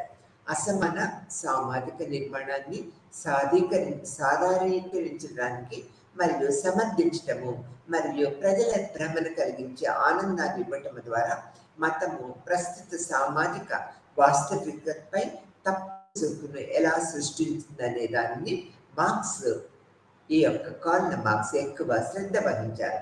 మతము మరియు సమాజాల మధ్య సంబంధాన్ని మరియు మతము మానవ ప్రవర్తన ఎలా ప్రభావితం చేస్తుందో మార్క్స్ సిద్ధాంతరీకరించడమే కాకుండా మతము ముసుగులో ఉన్న సమాజంలో అసమాన నిర్మాణాన్ని ఎలా మార్చాలో కూడా అతను మనకి తెలియపరిచారనమాట.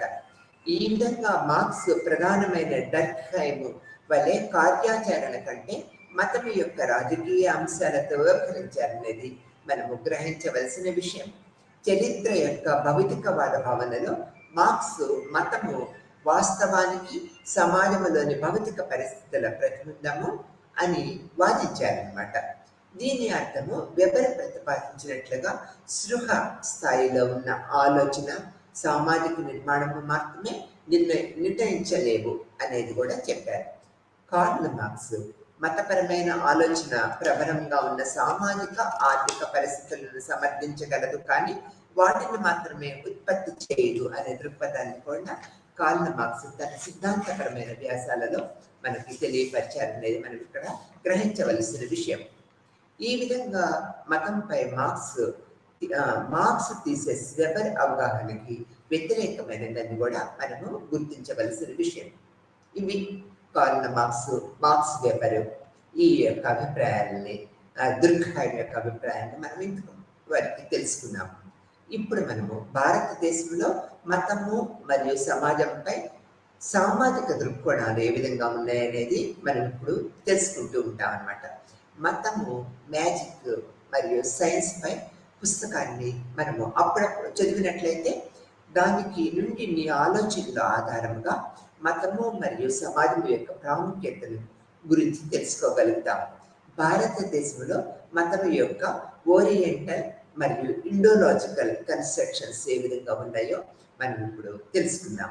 ఓరియంటలిజం అనే తన పుస్తకంలో ఫెడ్ నిర్వహించిన ఈ విధంగా ఓరియంటలిజం అంటే తూర్పు మరియు పడమరల ద్వంద్వత్వంపై ఆధారపడిన ఒక ఉపన్యాసముగా మనం చెప్పుకోవాలన్నమాట. ఇక్కడ పశ్చిమము పురోగతిని నిర్వచించడానికి రిఫరెన్స్ పాయింట్ అవుతూ ఉంటుంది అనమాట ఈ ఓరియంటలిజం అనేది. ఇది వలసవాదానికి మరియు దాని విస్తరణకు సమర్థతను మనకి అందిస్తూ ఉంటుంది అనేది మనం గుర్తించుకోవాల్సిన విషయం. తర్వాత ఈ నేపథ్యంలో బ్రిటిష్ వలసవాదులు భారతదేశాన్ని వలస రాజ్యంగా లొంగదీసుకోవటము సహజముగా మరియు అనివార్యంగా కనిపించే విధంగా ప్రాచ్య భారతదేశంలో యొక్క చిత్రాన్ని నిర్మించారని మనకి స్పష్టంగా తెలుస్తూ ఉన్నదన్నమాట.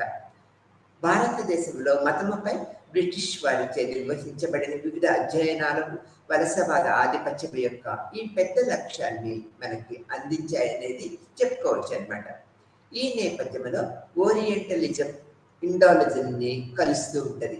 ఇక్కడ ఇండాలజీ సరళంగా చెప్పాలంటే భారతీయ సంస్కృతి మరియు సమాజాన్ని అధ్యయనం చేయటం అనేది చెప్పుకోవాలి. భారతీయ సమాజ స్వభావంపై క్రమబద్ధమైన అధ్యయనాలను నిర్వహించటము బ్రిటిష్ సామ్రాజ్యం యొక్క పరిపాలనకు అవసరమైనదన్నమాట. ఇటువంటి అధ్యయనాలు ప్రాథమికంగా భారతీయ సమాజం యొక్క వచన దృష్టిపై ఆధారపడి ఉన్నాయన్నమాట. అయినప్పటికీ భారతదేశంలోని ప్రజల ఆచారాలను డాక్యుమెంట్ చేయడానికి బ్రిటిష్ వారు సర్వే పద్ధతిని విస్తృతంగా ఉపయోగించారన్నమాట. కానీ భారతీయ సమాజం యొక్క స్వభావానికి సంబంధించిన సమాచారం యొక్క ప్రధాన వనరులుగా భారతీయ శాస్త్రవేత్తల యొక్క గ్రంథాలని పరిశీలించారు. అనే రిలయన్స్ ద్వారా తయారు చేయబడింది అనేది మనము ఈ ప్రక్రియ పద్ధతిలో గ్రహించాలి. ఓరియంటలిజము, ఇండోలిజం అనే ప్రక్రియ పద్ధతిలో అనేక రకాలైన మతపరమైన పద్ధతులను సర్వే పద్ధతుల్లో భారతదేశంలో వీళ్ళు నిర్వచించారు అనే దృక్పథాన్ని మనము గ్రహించవలసిన విషయం. భారతీయ శాస్త్రవేత్తలు బ్రాహ్మణుల సహాయంతో స్థానిక ప్రజలపై అధ్యయనాలు నిర్వహిస్తూ వచ్చారన్నమాట. అనేక గ్రంథాలను స్థానిక బ్రాహ్మణుల సహకారంతో భారతీయ భాషల్లోకి అనువదించారు. పర్యవసానంగా భారతదేశంలో మతం యొక్క అవగాహన బ్రాహ్మణీయ దృక్పథం నుంచి ప్రేరణ పొందిందనేది మనము గ్రహించవలసిన విషయం. బ్రిటిష్ ఇండాలజిస్టులు భారతదేశంలో మతము పట్ల వారి దృక్పథాన్ని విద్య మరియు కమ్యూనికేషన్ మార్గాల వంటి వివిధ మార్గాల ద్వారా నిరంతరము ప్రచారం చేశారనమాట. వారు భారతదేశంలో మతంపై అవగాహన ఏర్పరచుకున్నారనే దానికి క్లాసిక్ ఉదాహరణలో ఒకటి పాలకులు మతపరంగా భారతీయ చరిత్ర యొక్క వర్గీకరణ మనం చెప్పుకోవాలి. హిందూ గుర్తింపు పరంగా భారతీయత నిర్మాణము ప్రాచ్య ఇండలాజికల్ దృక్కోణంలో దాని మూలాలను కలిగి ఉంటుందని, భారతీయ మతతత్వం యొక్క ప్రధాన భాగము వేద గ్రంథాల ద్వారా కనుగొనబడింది అనేది ఇక్కడ మనము గుర్తుంచుకోవాల్సిన విషయం. మతతత్వాల వైవిధ్యము హిందుత్వము యొక్క సజాతీయ వర్గాలకి తగ్గించబడిందనేది, హిందూ మతం యొక్క నిర్దిష్ట స్వభావము బ్రాహ్మణులు మరియు వలసవాద పాశ్చాత్యవాదుల మధ్య పరస్పర చర్యల యొక్క ఉత్పత్తి అనేది కూడా మనం ఇక్కడ గ్రహించవలసిన విషయంగా చెప్పుకుంటూ ఉంటాము. ఇక్కడ వలసవాద విస్తరణ కథ అనేది భారతీయ సమాజంలోని ఓరియంటల్ నిర్మాణాలపై ఆధారపడి ఉంటుంది లేదా ఆధారం చేయబడింది అనేది కూడా మనం ఇక్కడ వాస్తవంగా గుర్తించి పెట్టుకోవాల్సిన విషయం అన్నమాట. ఇక్కడ ఓరియంటల్ నిర్మాణాలను ఉపయోగించడము, ఉదాహరణకు భారతదేశం యొక్క ఆధ్యాత్మికత గురించి ఓరియంటలిస్ట్ పూర్వపరాలను రామ్మోహన్ రాయ్, దయానంద సరస్వతి, స్వామి వివేకానంద మరియు ఎంకే గాంధీ వంటి సంస్కర్తల వలన వ్యతిరేక హిందూ జాతీయవాదము అభివృద్ధిలో ఉపయోగించారనమాట ఈ యొక్క వలసవాదులు. ఇది స్థానిక భారతీయుల్లో కూడా భారతదేశంలోని వలసవాద విద్యావంతులైన మేధావులలో ప్రాచ్యవాద ఆలోచన, శోషణ లేదా వ్యాప్తికి ప్రతిబంధిస్తూ ఉంటుందనేది మనం ఇక్కడ గుర్తుపెట్టుకోవాల్సిన విషయం అన్నమాట. తర్వాత భారతీయ మేధావులచే వెంటనే స్వీకరించబడ్డాయి మరియు వలసవాద ఎజెండాను తగ్గించే విధంగా ఉపయోగించబడ్డాయి అనేది కూడా మనము అభిప్రాయపడాలి. తర్వాత జాతీయవాద ఉద్యమ స్రవంతిలో ఒకటి భారతదేశము హిందూ రాష్ట్రం అనే భావన ప్రచారం చేసే హిందూ జాతీయవాదంపై ఆధారపడి ఉన్నదనేది మనము ఇక్కడ నిశ్చయించుకోవాలి. ఓరియంటల్ పండితులచే రూపొందించబడిన హిందూ మతం యొక్క సజాతీయ వర్గము భారతదేశంలోని ఇతర మైనారిటీల యొక్క ప్రధాన ఉద్దేశంగా కూడా మనము గుర్తుపెట్టుకోవాల్సిన విషయంగా చెప్తూ ఉంటాము. ఇలా అనేక రకాల సిద్ధాంతపరమైన అభిప్రాయాలతో మతానికి భారతదేశంలో ఒక ప్రత్యేకమైన ఔన్నత్యము ఏర్పడిందనే దృక్పథాన్ని మనము ఏర్పరచుకుంటూ ఉంటాము. ఇక్కడ భారతదేశంలో కొన్ని ప్రధానమైన మతాల గురించి మనం ఇప్పుడు చెప్పుకుంటూ ఉంటాము. భారతదేశంలోని మత సాంప్రదాయాలు సంక్లిష్టము మరియు వైవిధ్యాన్ని దృష్టిలో ఉంచుకొని వాటిని ఇక్కడ వివరించటము మరియు చెప్పటం అనేది కూడా చాలా కష్టంగా ఉంటుంది అనమాట. భారతదేశ జనాభా గణన 7 మత సంఘాలను గుర్తించింది, అంటే సర్వే పద్ధతుల్లో గుర్తించింది. హిందూ, ముస్లిం, క్రిస్టియన్, సిక్కు, బౌద్ధ, జైనులు మరియు ఇతర మతాలు మరియు వర్గీకరించదగిన విభాగాలుగా సహ ఒప్పందాలు ఏర్పరచుకున్నాయి. 2011 సంవత్సరంలో జనాభా లెక్కల ప్రకారము ఈ మతపరమైన వర్గాలకు చెందిన వ్యక్తుల యొక్క శాతము ఈ విధంగా ఉన్నది అనేది మనము ఇప్పుడు తెలుసుకుందాం. హిందువులు 79.80% ఉన్నారు మన భారతదేశంలో. ముస్లిమ్స్ 14.23% ఉన్నారు అనేది మనం చెప్పుకోవాలి. క్రిస్టియన్స్ 2.3%గా ఉన్నారు. సిక్కులు 1.72%గా ఉన్నారన్నమాట. బౌద్ధులు 0.70%గా ఉన్నారు. ఇక్కడ జైనులు 0.37%గా ఉన్నారు.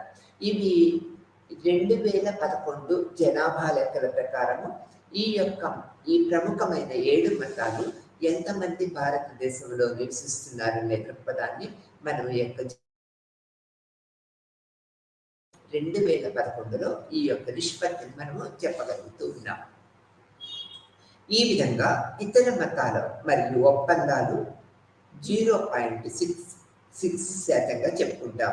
మతములో పేర్కొనబడలేని మతాలు అనేవి 0.24% చెప్పుకుంటూ ఉంటాం. ఇక్కడ హిందూ మతము గురించి మనము ప్రముఖంగా చెప్పుకుంటూ ఉంటాం. సామాజిక శాస్త్రపరంగా హిందూ మతము మతమా కాదా అనే దానిపై చర్చలు నిరంతరము ఎప్పుడు జరుగుతూనే ఉంటాయన్నమాట. Marx Weber the religion of India 1958లో ఈ బుక్లో హిందూ తత్వము అనే పదము పాశ్చాత్య నాణ్యమని మరియు అది మతము కాదని దృక్పథాన్ని వెలిపించారు. మ్యాక్స్ వెబర్ 1958లో ఈ అభిప్రాయాన్ని వెలిపించారు. వెబర్ యొక్క సిద్ధాంతం ప్రకారము మనము హిందూ మతాన్ని ఏ విధంగా చెప్పారనేది మనం ఇప్పుడు పరిశీలిద్దాం అన్నమాట.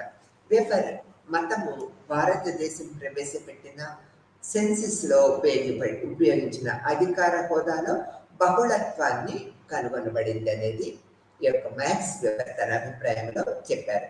అధికార హోదాలో బహుళత్వాన్ని కనుగొనబడింది ఈ మతము అని చెప్పారు.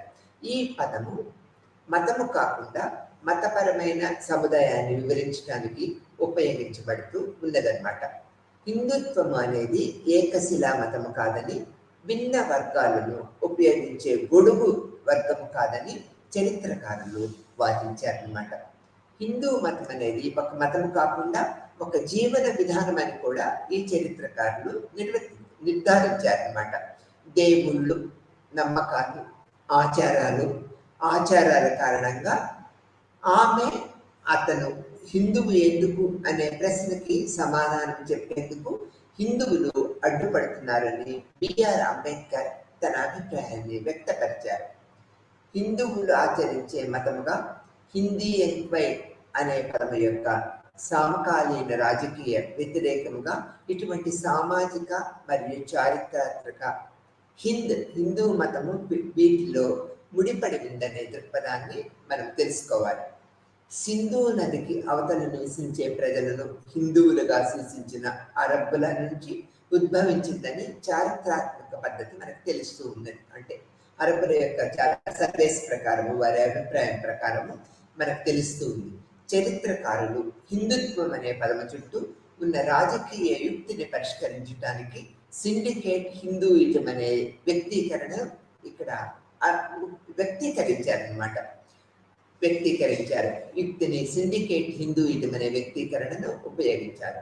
భారతదేశంలో హిందూ మతం యొక్క ప్రశంస పొందిన సామాజిక శాస్త్ర పరిశోధనలో ఒకటి హిందూ మతముపై ఎంఎన్ శ్రీనివాస్ మరియు ఏఎం షాలు ఒక వ్యాసాన్ని రాశారు.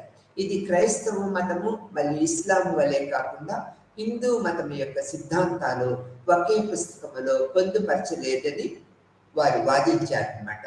ఇది చాలా పవిత్రమైన సాహిత్యం కలిగి ఉంది. హిందేకు ఒక స్థాపకుడు లేడు. తర్వాత హిందూ మతానికి అసంఖ్యాకమైన దేవుళ్ళు ఉండరు. ఇది బహుదేవతారాధన స్వభావం, విశ్వాసాలు మరియు ఆచారాలు మరియు సంస్థలలో సారూప్యత ఉందని వారు ఇంకా అనేక పద్ధతుల్లో ఈ యొక్క ప్రచురణ చేశారు. హిందూ మతము చారిత్రాత్మకముగా మరియు అనేక సార్లు అభివృద్ధి చెందిన శాఖలుగా కలిగి ఉన్నదనే దృక్పథాన్ని కూడా వీరు వెలిపించారు. పరస్పర విరుద్ధమైన అభ్యాసము మరియు విశ్వాసాలుగా వర్ణించారు. ఉదాహరణకు తీసుకున్నట్లయితే వైశ్య ఎయిర్టేస్ మరియు సౌత్ ఇండస్లోని ఫ్లైరేస్ వర్గాలు హిందూ మతంలో భాగమైనవని భారతీయ సామాజిక శాస్త్రవేత్త T N Madan the sociology of Hinduism అనే బుక్లో మనకు తెలియపరిచారు. హిందూయిజం ఒక మతము కాదా, అది ఒక సాంస్కృతిక సాంప్రదాయమా అనేది సామాజిక శాస్త్ర విశ్లేషణను ప్రేరేపించే యొక్క జీవిత విధానంగా మనం చెప్పుకోవచ్చు అన్నమాట. ఈ యొక్క పుస్తక దృక్పథంకి వ్యతిరేకంగా క్షేత్ర దృక్పథాన్ని ప్రతిపాదించిన శ్రీనివాస్ గ్రంథాలయ కేంద్రీకరణను విమర్శించారన్నమాట. ఎంఎన్ శ్రీనివాస్ హిందువు యొక్క వచన దృక్పథము ప్రజల వాస్తవ ప్రవర్తనతో అనుసంధానించబడి ఉండటం చాలా అవసరమని ఎంఎన్ శ్రీనివాస్ వాదించారు. ఏ సామాజిక విశ్లేషణకు కట్టుబాటు మూలస్థంగా పరిగణించబడదు అనేది వారి యొక్క అభిప్రాయంగా చెప్పారు. ఈ నేపథ్యంలో శ్రీనివాస్ 4 వర్ణాల యొక్క దైవిక మూలాన్ని వివరించే హిందూ సామాజిక క్రమం యొక్క పుస్తక దృక్పథాన్ని సవాలు చేశారు. శ్రీనివాస్ ప్రకారము వాస్తవానికి ఇవి ఈ యొక్క పద్ధతులు వర్ణన కావన్నమాట. హిందూ పవిత్రత లేదా చట్టపరమైన గ్రంథాలు కులాన్ని చర్చిస్తున్నప్పుడు వారి దృష్టిలో ఎక్కువగా వర్ణము మరియు చాలా అరుదుగా జాతి మనకి సూచిస్తూ ఉంటాం. కులము అంటే అది ఇచ్చే మరియు వివిధ ఆచారాల హక్కులు మరియు విధులు మరియు బ్రాహ్మణుల స్థానము. హిందూ మతం యొక్క ప్రాథమిక సంస్థ. అన్నిటికీ ముందు కులము లేకుండా హిందువు కాదనే దృక్పథాన్ని మనము ఈ యొక్క పరిశోధన పద్ధతుల్లో గ్రహిస్తూ ఉంటాం.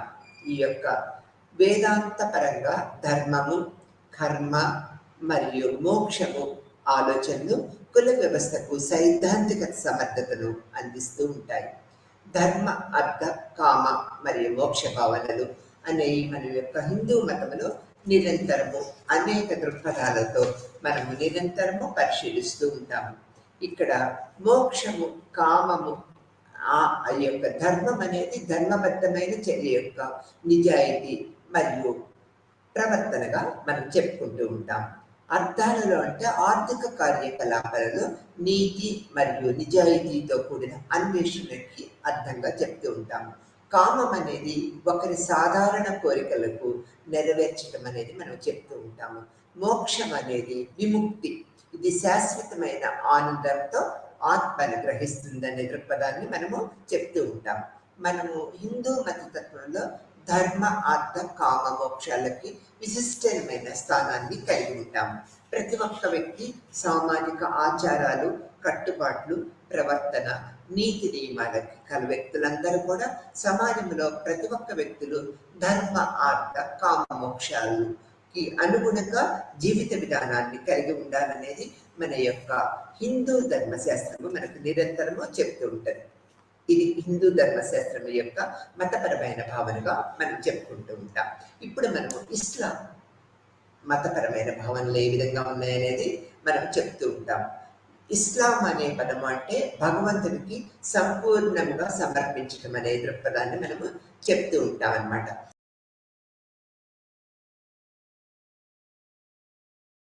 ఒక వ్యవస్థాపకుడు సున్నీ మరియు షియా అని పేర్కొంటూ ఉద్భవించింది. సున్నీలు అధికారాన్ని నమ్ముతారు, ప్రవక్త మహమ్మద్. అయితే షియాలు వారసత్వము ఇమాములకు చెందినదిగా పేర్కొంటూ ఉంటారు. ఇస్లాం లేకుండా భారతదేశంలో బహుళ సంస్కృతి అనేది అసంపూర్ణమైనది. భారతదేశ సమ్మిళిత సాంస్కృతిక వారసత్వాన్ని రూపొందించడంలో ఇది చాలా వరకు దోహదం చేస్తూ ఉంటుంది. పుస్తక వీక్షణ మరియు క్షేత్ర వీక్షణ మధ్య శ్రీనివాస్ యొక్క వ్యత్యాసాన్ని మనము పరిశీలిస్తున్నట్లయితే భారతదేశంలో ఇస్లాం మతానికి భిన్నమైన పాత్ర ఉందని వీరు శ్రీనివాస్ చెప్పారనమాట.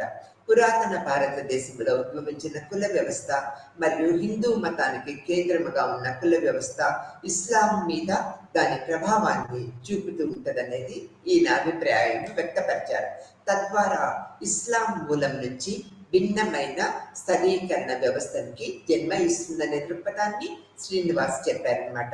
ముస్లింలలో కుల సూత్రం యొక్క అంగీకారము గణనీయంగా బలహీనంగా ఉన్నప్పటికీ వారి గొప్ప సాంప్రదాయ మత సిద్ధాంతంలో ఎటువంటి అనుమతి లేదా సమర్థతని పొందలేదు అనే దృక్పథాన్ని వెలిపించారు. అహ్మద్, ఇంతియాజ్ అహ్మద్ ప్రఖ్యాత భారతీయ పండితుడు. ఈయన తన పుస్తకములో కులము యొక్క సామాజిక స్థలీకరణ మధ్య ముస్లింల్లోని కులము ఉందని వాదించారనమాట. అయినప్పటికీ స్వచ్ఛత మరియు కాలుష్యము ఆధారంగా కుల రకాల వర్గాలలో వాటిలో లేవు అనేది కూడా మనము గుర్తుంచుకోవాల్సిన విషయం. ఇది ఇస్లాం మతం యొక్క పద్ధతిగా మత సారాంశంగా మనం చెప్తూ ఉంటాం అన్నమాట. నిజానికి ఇస్లాం అనే పదం అనే మత పద్ధతిని మనము ఇక్కడ ప్రముఖంగా గుర్తించుకోవలసిన విషయంగా మనం చెప్తూ ఉంటాం. ఇక్కడ రెండోది సిక్కు మతం అన్నమాట. ఈ యొక్క మానవత్వం యొక్క గొప్ప మతపరమైన సంప్రదాయాల్లో సిక్కు మతము అతి పిన్న వయస్సుల్లో ఒకటి. ఇది కేవలము 500 సంవత్సరాల వయసు మాత్రమే ఉన్నదనేది మనకు పరిశోధనలో తెలుస్తుంది. సిక్కు మతము భారతీయ సమాజంలో భూస్వామ్య సామాజిక నిబంధనలకి సవాలుగా ఉద్భవించిందనేది చెప్పుకోవచ్చు. ఇది ప్రముఖ మత తత్వశాస్త్రపరమైన పద్ధతుల్లో మనము సిక్కు మతానికి ఒక ప్రత్యేకమైన స్థానము ఏర్పరచబడి ఉన్నదనేది మనం గ్రహించవలసిన విషయం అన్నమాట. ఈ యొక్క కబీర్ ఆలోచన వారసత్వానికి ఇది కులము మరియు మత భిన్నమైన గ్రంథాల జ్ఞానము మరియు ఆచారాలను తిరస్కరిస్తూ ఉంటుంది. భారతీయ చరిత్రలో మధ్యయుగ కాలంలో కబీర్ మరియు భక్తి సాధువులు, కబీర్, నానక్ మరియు లేదా మకీ సాధువులు కుల భేదాలని ప్రశ్నిస్తూ ఉన్నారనేది తెలుసుకోవాల్సిన విషయం. ఆధ్యాత్మిక ఔన్నత్యము కోసము ప్రపంచాన్ని ఖండించడాన్ని బోధించని కారణముగా సిక్కు మతములో భౌతిక అంశాలు ఉన్నాయనేది మనం ఇక్కడ గ్రహించవలసిన విషయము. నానక్ బోధనలోని 3 సూత్రాలను పంజాబ్ పదాలలోని వ్యక్తీకరించబడ్డాయి. నామ్ ఆగా, క్యూ కర్మ మరియు విండ్ చక్ర అంటే ఎల్లప్పుడూ దేవుణ్ణి స్మరించుకోవటము, నిజాయితీతో కూడిన మార్గాల ద్వారా ఒకరి జీవనోపాధిని పొందటము అని దీని అర్థము. మరియు ఒకరి శ్రమ ఫలాలను వరుసగా ఇతరులతో పంచుకోవటము అనేది ఈ యొక్క తాత్విక చింతనలో ఈ యొక్క సిక్కు మతంలో మనము తెలుసుకోవాల్సిన విషయంగా చెప్పుకుంటాము. తర్వాత ఇది మానవులందరూ వారి కులము మరియు మతముతో సంబంధం లేకుండా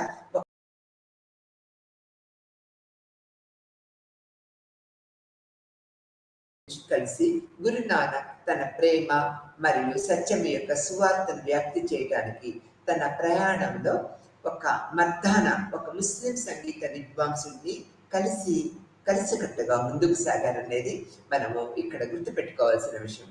సిక్కు మతం యొక్క ఈ సామాజికీకరణ స్వభావాన్ని బట్టి ఆది గ్రంథము సిక్కుల పవిత్ర గ్రంథము.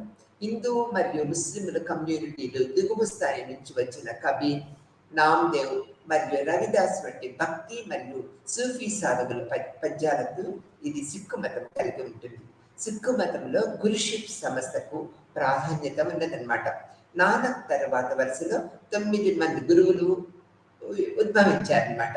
వరుసగా వచ్చిన గురువులను నానక్ సూత్రాలు మరియు ఆదర్శాలను కొనసాగించడమే కాకుండా విశేషమైన రచనలు కూడా వీరు చేశారు. ఉదాహరణకు తీసుకున్నట్లయితే 2వ గురువు గురు అంగద్ దేవ్ గురుముఖి అనే విలక్షణమైన లిపిని రూపొందించారు. ఆది గ్రంథము గురుముఖి భాషలో రాయబడింది అనేది మనం ఇక్కడ గుర్తుపెట్టుకోవాల్సిన విషయం. ఆ తర్వాత మతములలో క్రైస్తవ మతాన్ని గురించి మనం ఇప్పుడు చెప్పుకుంటూ ఉంటాం.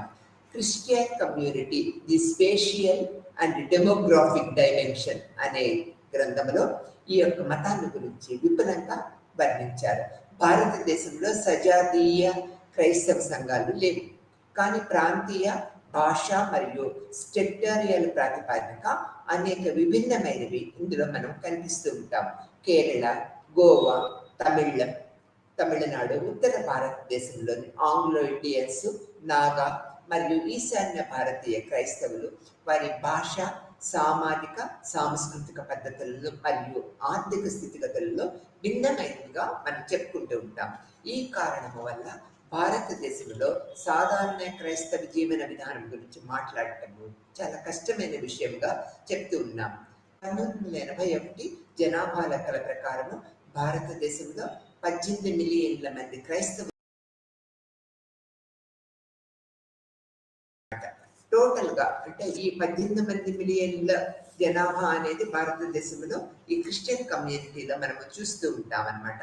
తర్వాత ఏది ఏమైనప్పటికీ పైన వివరించిన వివిధ ప్రాంతీయ వైవిధ్యాలు ఉన్నప్పటికీ కొన్ని జన్యులు ఉన్నాయనేది కూడా మనం ఇక్కడ గ్రహించవలసిన విషయము. అంటే ఇక్కడ తమ రక్షకుడు అంటే నజరేయుడైన యేసుక్రీస్తు తమ రక్షకుడని క్రైస్తవులందరూ విశ్వసిస్తూ ఉంటారు. యేసు మేరీ అనే కన్యకు జన్మనిచ్చాడని మరియు వారి పాపాలను ఈ యొక్క విమోచించడానికి తండ్రి అయిన దేవుడు ఆయనను పంపాడని వారు నిరంతరము నమ్ముతూ ఉంటారు. జననము చుట్టూ ఉన్న పేదరికం యొక్క కథ క్రైస్తవులకు చాలా ముఖ్యమైనదిగా మనం చెప్పుకోవచ్చు. ఇది యేసు బోధించిన చాలా విషయాల నేపథ్యాన్ని మరియు అది బోధించే బోధనలు, పేదరికము, సౌమ్యత మరియు వినయాన్ని జరుపుకునే విధానాన్ని క్రిస్టియన్ కమ్యూనిటీలో మనము చూడగలుగుతున్నాం. ఆ తర్వాత బౌద్ధ మతం. క్రీస్తు పూర్వము 6వ శతాబ్దంలో బౌద్ధ మతము భారతదేశంలో ఉద్భవించిందనేది మనకందరికీ తెలిసిన విషయమే. గౌతమ బుద్ధుని పేరుతో దీన్ని మనము పిలుస్తూ ఉంటాం. ప్రాచీన భారతదేశంలో బౌద్ధ మతము ఉద్భవించే సమయానికి కులాల ఆధారంగా స్థలీకరణ యొక్క అత్యంత సంక్లిష్టమైన నిర్మాణము, సమాజంలో దాని మూలాలను ఇది తీసుకున్నదనేది చెప్పుకుంటాము. బుద్ధుడు స్వయముగా యువరాజు, శాక్య వంశానికి అధిపతి కుమారుడు. రాజ్యాల విస్తరణ మరియు ఏకీకరణ, రాజకీయ ఉద్దేశాల కారణంగా రాచరిక రాజ్యాలు మరియు రిపబ్లిక్ భూభాగాలు రెండు నిరంతరము సంఘర్షణలో ఉన్నాయనే దృక్పథాన్ని ఏర్పరిచారు, కనుగొన్నారు. వరి సాగు మరియు గొప్ప ఇనుప ఖనిజాలు దాని సంపద మరియు విస్తరణకు ప్రధాన మూలం. ఇది ప్రాచీన భారతదేశంలో పట్టణీకరణ యొక్క ఆగమ దశగా మనం చెప్పుకుంటూ ఉంటాం. బౌద్ధ మతం యొక్క తాత్విక ఆలోచనలు వినూత్నమైనవి మరియు 6వ శతాబ్దం బీసీ నాటికి బ్రాహ్మణిజం యొక్క ప్రస్తుత తత్వశాస్త్రం నుంచి చాలా భిన్నమైనదిగా కూడా మనం గ్రహించవలసిన విషయం. బౌద్ధ మతము ప్రాథమికంగా బ్రాహ్మణిజం యొక్క ప్రాథమిక విశ్వాసాన్ని తిరస్కరించడము, తద్వారా సవాలు చేయడం కూడా బౌద్ధ మతం చేసిందనేది మనం ఇక్కడ గుర్తుపెట్టుకోవాల్సిన విషయంగా, గ్రహించవలసిన విషయంగా మనం తెలుసుకుంటూ ఉంటాం అన్నమాట. ఈ తిరస్కరణ నుంచి స్వాతంత్రము మరియు ప్రభుత్వం యొక్క మూలం నుంచి బౌద్ధ ఆలోచనలో కూడా స్పష్టతగా మనకు కనిపిస్తూ ఉంటుంది.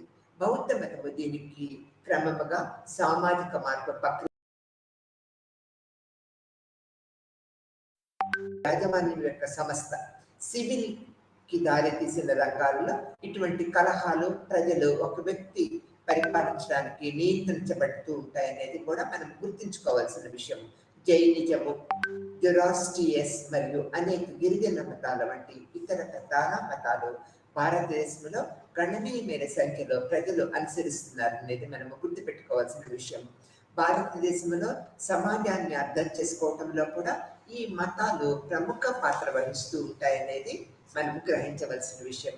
ఈ యొక్క యూనిట్లో మనము మతములో హిందూ మతము, బౌద్ధ మతము, ఇస్లాం మతము, సిక్కు మతము, జైన మతాల గురించి భావాలను కూడా మనము తెలుసుకుంటూ ఉన్నాం. ఏది ఏమైనా ఈ యొక్క మత భావన అనేది మతము సార్వజనీకమైన దృఢమైన విషయం అనేది మనం అందరము ఒప్పుకోవాల్సిన విషయం అన్నమాట. సామాజిక శాస్త్రవేత్తలు కూడా వివిధ రకాలుగా మతాన్ని నిర్వచించినప్పుడు కూడా అందరూ కూడా మానవుల మధ్య ఉండే సంబంధమే మానవునికి అత్యున్నత శక్తి మధ్య ఉండే సంబంధానికి చెందినదే మతము అనే అభిప్రాయానికి అందరి సామాజిక శాస్త్రవేత్తలు వచ్చారనేది మనము గుర్తుపెట్టుకోవాల్సిన విషయము. మానవాతీత శక్తుల పట్ల మానవునికి ఉండే చిత్త వృత్తి మతం యొక్క భావనగా మనం ఇక్కడ చెప్తూ ఉంటాం. ఈ యొక్క భావనల వలన ఈ యొక్క మనము అనేక రకాల మతానికి అనేక రకాల దైనందిక జీవితంలో ఎదురయ్యే ప్రమాదాల నుంచి బయటపడటానికి, ఆధ్యాత్మిక ప్రశాంతతను ఏర్పరచడానికి మతము ఎంతో దృక్పథము ఏర్పరుస్తుంది అనేది మనకు తెలిసిన విషయమే. మానవుల మధ్య ఉండే సంబంధాలే కాకుండా మానవేతర అత్యున్నత శక్తి మధ్య ఉండే సంబంధానికి చెందిందే మతము అనే భావన మనము చెప్పుకుంటూ ఉంటాం. ఒక్కొక్కరు అంటే బహుదేవతారాధన, ఏకేశ్వరవాదన అంటే ఒక్కొక్కరు అంటే ఎక్కువ మంది దేవతల్ని పూజించటము, ఒకే దేవుడు అనే దృక్పథాన్ని ఏర్పరచుకోవటం కూడా మతంలో ఆ యొక్క సామాజిక వ్యవస్థ ప్రజల యొక్క విశ్వాసాల మీద ఆధారపడి ఉంటుంది. ఏది ఏమైనప్పటికీ మతం అనేది సామాజిక ప్రజలని ఒక ప్రశాంతమైన జీవితాన్ని అందించడంలో పాటు నియమ నిబంధనలతో కూడిన జీవిత విధానాన్ని ప్రసాదించడానికి నిరంతరము ఎంతో పాటుపడుతూ ఉంటుంది. మన భారతదేశంలో ఎన్నో రకాల మతాలు ఉన్నా కూడా ప్రముఖ మతాలుగా మనం ఏం చెప్పుకుంటూ ఉంటాము? హిందూ, ముస్లిం, క్రిస్టియన్, జైన్, బౌద్ధులు, జైన, సిక్ మతాల గురించి ప్రధానంగా చెప్పుకుంటారు. ఏది ఏమైనప్పటికీ బహుదేవతారాధన కొన్ని మతాల్లో ఉంటుంది, ఏకేశ్వరవాదన కొన్ని మతాల్లో ఉంటుంది. ఇవన్నీ ప్రజల యొక్క జీవిత విధానాన్ని శాసించడానికి, క్రమ పద్ధతిలో ఉండటానికి, మానసిక శాంతి ఏర్పరచడానికి, మానసిక ప్రశాంతత ఏర్పరచడానికి ఇవి నిరంతరము మనకి పాటుపడుతూ ఉంటాయి. ఈ విధంగా మతముల యొక్క సారాంశం ఏంటంటే ప్రశాంతత. నిర్మలమైన జీవిత విధానము, సత్ప్రవర్తన జీవిత విధానము, కలిసికట్టుగా ఉండటము, ఇవన్నీ కూడా ఒక భావనా రూపానికి మతము మనకి అందిస్తూ, మతము సమాజపరంగా మనుషులందరూ కలిసికట్టుగా నిలకడైన జీవితాన్ని, ప్రశాంతమైన ఆత్మస్థైర్యాన్ని పొందగలుగుతారనేది ద్వారా ఈ లెసన్ ద్వారా మనం తెలుపుకుంటూ ఉన్నాం. నమస్తే.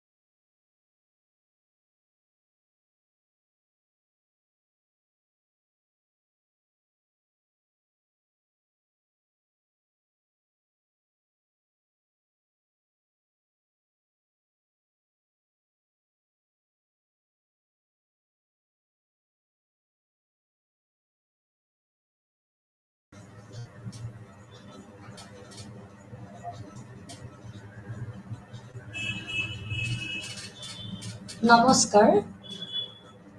আজি ইন্দিৰা গান্ধী মুক্ত বিশ্ববিদ্যালয়ৰ এই শ্ৰেণীলৈ মই সকলোকে স্বাগতম জনাইছোঁ। মই শ্ৰুতিধাৰা কাশ্যপ। মই আজি আলোচনা কৰিবলৈ ওলাইছোঁ ইন্দিৰা গান্ধী মুক্ত বিশ্ববিদ্যালয়ৰ অৰ্থাৎ ইগন'ৰ স্নাতক পাঠ্যক্ৰমৰ BCC 132 ব্লক 3ৰ অন্তৰ্গত unit 8 welfare allocative efficiency under perfect competition অৰ্থাৎ কল্যাণ পূৰ্ণ প্ৰতিযোগিতামূলক বজাৰত বিতৰণ দক্ষতা। ইয়াৰ অন্তৰ্গত আজিৰ আলোচ্য বিষয় হৈছে কল্যাণ অৰ্থনীতি, অৰ্থনৈতিক দক্ষতা আৰু পেৰেটো কাম্য। সকলো দৰ্শককে আজি এটা গুৰুত্বপূৰ্ণ বিষয় মই আলোচনা কৰিবলৈ ওলাইছোঁ। সেয়া হৈছে কল্যাণ অৰ্থনীতি। অৰ্থাৎ আমি অৰ্থনীতি বুলি ক'লে অৰ্থনীতি বিজ্ঞানৰ সাধাৰণতে আমি ব্যষ্টিবাদী অৰ্থনীতি, সমষ্টিবাদী অৰ্থনীতিৰ কথা সকলোৱে জানো। ব্যষ্টিবাদী অৰ্থনীতিত আমি ব্যক্তিগত অৰ্থনৈতিক গোটসমূহৰ বিষয়ে আলোচনা কৰোঁ। আনহাতে আমি সমষ্টিবাদী অৰ্থনীতিত গোটেই সমগ্ৰ অৰ্থনীতিৰ বিভিন্ন অৰ্থনৈতিক পৰিঘটনাসমূহৰ বিষয়ে আলোচনা কৰোঁ। কিন্তু কল্যাণ অৰ্থনীতি সামগ্ৰিকভাৱে বা তুলনামূলকভাৱে এক নতুন বিষয় আৰু বৰ্তমান সময়ত কল্যাণ অৰ্থনীতিৰ যথেষ্ট গুৰুত্ব আছে। আমি প্ৰথমতে আলোচনা কৰিম কল্যাণ অৰ্থনীতিৰ আৰম্ভণি। অৰ্থাৎ অৰ্থনীতিৰ এক গুৰুত্বপূৰ্ণ আৰু ব্যৱহাৰিক শাখা হৈছে কল্যাণ অৰ্থনীতি। মই ইতিমধ্যে এই কথা দোহাৰিছোঁ। কাৰণ বৰ্তমান সময়ত প্ৰায়োগিক বা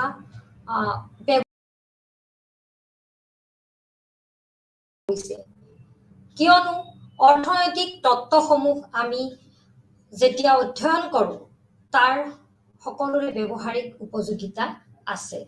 অৰ্থাৎ ব্যৱহাৰিক অৰ্থসমূহ যেতিয়া সমাজত প্ৰচাৰ হ'ব বা অৰ্থনীতিৰ তত্ত্বসমূহৰ আমি ব্যৱহাৰসমূহ বহুলভাৱে জনপ্ৰিয় কৰিব পাৰিম, তেতিয়াহে অৰ্থনীতিৰ অধ্যয়নৰ যি প্ৰাসংগিকতা সি সমাজত প্ৰস্ফুটিত হ'ব বা তাৰ সুফলসমূহ আমি সমাজত প্ৰতিফলন হোৱা দেখিবলৈ পাম। আৰু অৰ্থনীতিৰ তত্ত্বসমূহৰ সেই ব্যৱহাৰিক শাখা বা সুফলসমূহ কেনেদৰে সমাজত প্ৰতিফলিত হৈছে তাৰ অধ্যয়ন কৰা হয় কল্যাণ অৰ্থনীতি। অৰ্থাৎ তাৰ অধ্যয়নেই হৈছে কল্যাণ অৰ্থনীতি।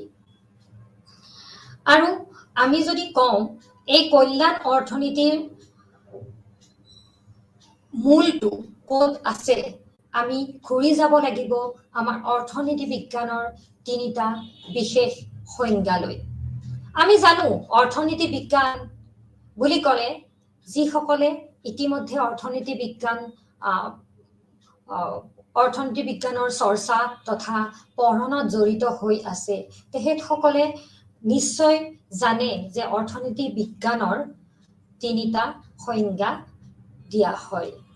তাৰ ভিতৰত এই তিনিটা সংজ্ঞাৰ আদাম স্মিথৰ সম্পদৰ সংখ্যা, সম্পদ ভিত্তিক সংজ্ঞা, তাৰ পিছত আলফ্ৰেড মাৰ্শ্বালৰ কল্যাণ ভিত্তিক অৰ্থবিজ্ঞানৰ সংজ্ঞা আৰু শেষত লায়নেল ৰবিনছৰ যিটো দুষ্প্ৰাপ্যতাৰ সংজ্ঞা, যিটোক আটাইতকৈ বিজ্ঞানসন্মত অৰ্থনীতি বিজ্ঞানৰ সংজ্ঞা হিচাপে গণ্য কৰা হয়।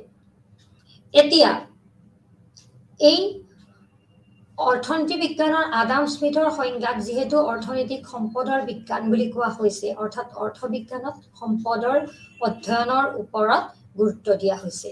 সম্পদৰ উৎপাদন আৰু সম্পদৰ আহৰণৰ ওপৰত গুৰুত্ব দিয়া হৈছে, কিন্তু সম্পদৰ ব্যৱহাৰৰ কথা তাত কোৱা হোৱা নাই। সেইকাৰণে অৰ্থবিজ্ঞানৰ আদাম স্মিথৰ যি সংজ্ঞা পিছৰ সময়ত পিছৰ অৰ্থবিজ্ঞানীসকলে সমালোচনা কৰিছে। কিন্তু আমাৰ আলফ্ৰেড মাৰ্শ্বালৰ যিটো অৰ্থবিজ্ঞানৰ সংজ্ঞা, তাত অৰ্থবিজ্ঞানক কল্যাণ অৰ্থনীতি হিচাপে অধ্যয়নৰ গুৰুত্বৰ ওপৰত গুৰুত্ব দিয়া হৈছে, অৰ্থাৎ গুৰুত্বৰ ওপৰত আলোচনা কৰা হৈছে। অৰ্থাৎ অৰ্থবিজ্ঞানে কেৱল সম্পদ আহৰণতে ব্যস্ত থাকিলে নহ'ব, সেই সম্পদৰ আহৰণৰ দ্বাৰা আৰু সেই সম্পদৰ উপযুক্ত বিতৰণৰ দ্বাৰা আমি সামাজিক কল্যাণ সাধন কৰিব পাৰিছো নে নাই, সেয়াহে অৰ্থবিজ্ঞানৰ মূল অধ্যয়নৰ মূল বিষয়বস্তু হোৱা উচিত। সেয়া আলফ্ৰেড মাৰ্শ্বালৰ অৰ্থবিজ্ঞানৰ কল্যাণ ভিত্তিক সংজ্ঞাত ইতিমধ্যে কোৱা হৈছে। আকৌ যিটো অৰ্থবিজ্ঞানৰ আটাইতকৈ বিজ্ঞানসন্মত সংজ্ঞা, যাক লায়নেল ৰবিনছৰ দুষ্প্ৰাপ্যতাৰ সংজ্ঞা, তাত যিদৰে কোৱা হৈছে, যিহেতু আমাৰ সম্পদসমূহ সীমিত আৰু আমাৰ অভাৱ অসীম, আৰু সীমিত সম্পদসমূহৰ আকৌ বিকল্প ব্যৱহাৰ আছে, সেয়েহে আমি তাৰ উপযুক্ত ব্যৱহাৰৰ দ্বাৰা সৰ্বোত্তম উপযোগিতা যাতে পাব পাৰোঁ, তাক সুনিশ্চিত কৰাৰ ওপৰত আমি গুৰুত্ব দিয়া উচিত। কাৰণ সম্পদসমূহ উপযুক্ত পৰিমাণে ব্যৱহাৰ কৰি তাৰ পৰা সৰ্বোত্তম উপযোগিতা যেতিয়া আমি আহৰণ কৰিব পাৰোঁ, তাৰ পৰাই আমি নিশ্চিত কৰিব পাৰিম সামাজিক কল্যাণ, অৰ্থাৎ সমাজত কল্যাণ সাধন হৈছে নে নাই। গতিকে ইয়াৰ পৰা বুজা যায় যে নিশ্চিতভাৱে আমাৰ অৰ্থনীতিৰ যিসমূহ তত্ত্ব বা অৰ্থনীতিৰ যিবিলাক আঁচনি, তাৰ প্ৰায়োগিক ব্যৱহাৰ বা প্ৰায়োগিক অধ্যয়নেই হৈছে কল্যাণ অৰ্থনীতি। আৰু কল্যাণ অৰ্থনীতি সেয়েহে বৰ্তমান সময়ত অৰ্থনীতিৰ এক অতি গুৰুত্বপূৰ্ণ আৰু খুব গতিশীল শাখা হিচাপে পৰিগণিত হৈছে। এতিয়া আমি আহোঁ কল্যাণ অৰ্থনীতিৰ মূল উদ্দেশ্যলৈ। ইতিমধ্যে কৰা আলোচনাৰ পৰা এয়া প্ৰস্ফুটিত হৈছে যে অৰ্থনৈতিক কাৰ্যৰ সহায়ত সমাজৰ সাৰ্বিক কল্যাণ সাধন হৈছে ইয়াৰ উদ্দেশ্য।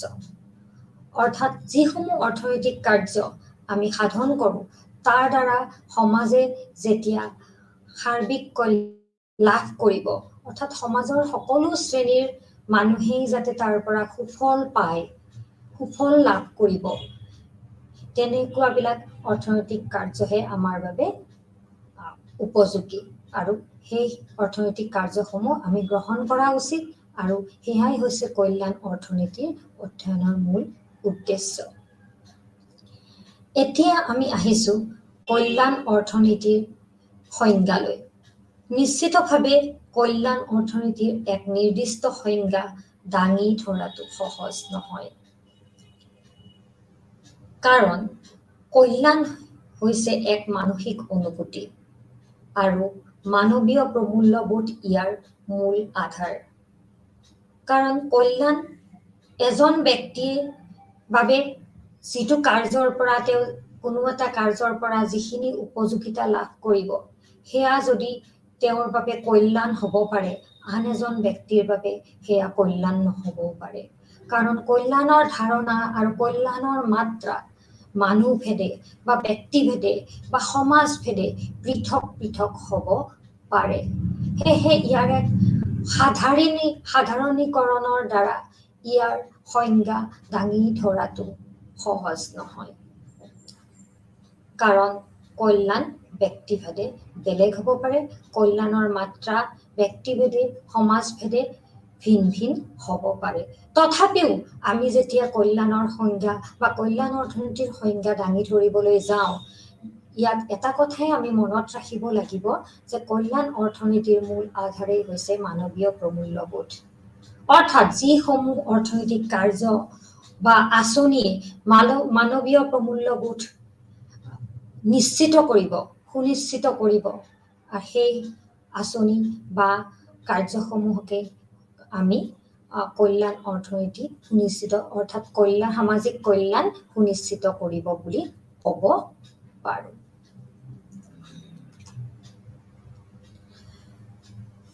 অৰ্থনীতিবিদ A.C.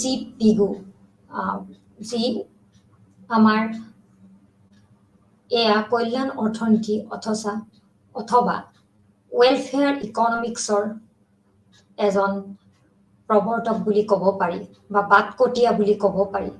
তেখেতৰ গ্ৰন্থ ইকনমিক্স অফ ৱেলফেয়াৰত ইয়াৰ সংজ্ঞা আগবঢ়াইছে। তেখেতৰ মতে অৰ্থনৈতিক কল্যাণ সামাজিক কল্যাণৰে অংশ। সামাজিক কল্যাণ হৈছে এখন সমাজত বাস কৰা ব্যক্তিসমূহৰ দ্ৰব্য আৰু সেৱাৰ পৰা লাভ কৰা সন্তুষ্টি বা তৃপ্তিৰ সমষ্টি। আমি জানো সমাজ বুলি ক'লে সমাজত বাস কৰা ব্যক্তিসমূহৰে সমাজ গঠিত। আৰু যদি আমি সামাজিক কল্যাণ জুখিব লাগে তেতিয়াহ'লে নিশ্চিতভাৱে সমাজত যিসকল ব্যক্তিয়ে বাস কৰিব তেখেতসকলে উপভোগ কৰা দ্ৰব্য আৰু সেৱাসমূহৰ পৰা লাভ কৰা সন্তুষ্টি বা তৃপ্তিৰ যিটো যোগফল বা সমষ্টি হ'ব সেয়াই হ'ব সামাজিক কল্যাণ। Social welfare is the sum total of individual utilities in a society derived from consumption of various goods and services. আকৌ আন এজন কল্যাণ অৰ্থনীতিৰ আলোচক বিখ্যাত অৰ্থনীতিবিদ ভি পেৰেটো তেখেতে কৈছে যে অৰ্থনীতি এখনত গ্ৰহণ কৰা বিভিন্ন অৰ্থনৈতিক আঁচনিৰ পৰা কোনো ব্যক্তিৰ অপকাৰ নোহোৱাকৈ অন্ততঃ এজন ব্যক্তিৰো যদি উপকাৰ সাধন কৰিব পৰা যায় তেন্তে সেই নীতি বা আঁচনিসমূহক কল্যাণকামী অৰ্থনীতিৰ আঁচনি বুলি ক'ব পাৰি। কাৰণ অৰ্থনীতি এখনত বিভিন্ন ধৰণৰ অৰ্থনৈতিক আঁচনি লোৱা যায়।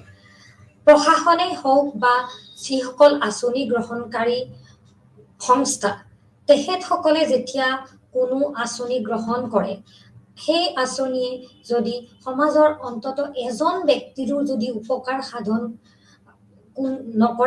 কৰিব পাৰে কিন্তু তাত এটা চৰ্ত থাকিব যে আন কোনো ব্যক্তিৰ অপকাৰ হ'ব নোৱাৰে। তেতিয়াহে তেনেকুৱা আঁচনিক আমি কল্যাণকামী অৰ্থনীতিৰ আঁচনি বুলিব পাৰি। অৰ্থাৎ এই চৰ্তৰ দ্বাৰা আমি বিভিন্ন চৰকাৰী অনাচৰকাৰী আঁচনি যি ইতিমধ্যে গ্ৰহণ কৰা হৈ আহিছে সমাজৰ হিতৰ অৰ্থে গ্ৰহণ কৰা আঁচনিসমূহৰ আমি যদি সুফল বা তাৰ সমাজত প্ৰতিফলন চাব লাগে তেতিয়াহ'লে ভি পেৰেটোৰ এই যিটো কৈছে যে কোনো ব্যক্তিৰ অপকাৰ নোহোৱাকৈ আমি যদি অন্ততঃ এজন ব্যক্তিৰো উপকাৰ সাধন কৰিব পাৰোঁ তেতিয়াহে তেনেকুৱা আঁচনি বা নীতিক আমি কল্যাণকামী অৰ্থনীতিৰ আঁচনি বা নীতি বুলি ক'ব পাৰোঁ। আৰু তেনেসমূহ আঁচনিহে সমাজৰ হিতৰ বাবে গ্ৰহণ কৰা উচিত আৰু তেনেসমূহ আঁচনিৰহে সুফল বা দীৰ্ঘস্থায়িত্ব থকা উচিত। এখন কল্যাণকামী অৰ্থনীতিৰ মূল লক্ষ্য হোৱা উচিত সেই আঁচনিসমূহ গ্ৰহণ কৰাটো যিসমূহ আঁচনিয়ে সমাজত কোনো ব্যক্তিৰ অপকাৰ নোহোৱাকৈ অন্ততঃ এজন ব্যক্তিৰ হ'লেও উপকাৰ সাধন কৰিব পাৰে।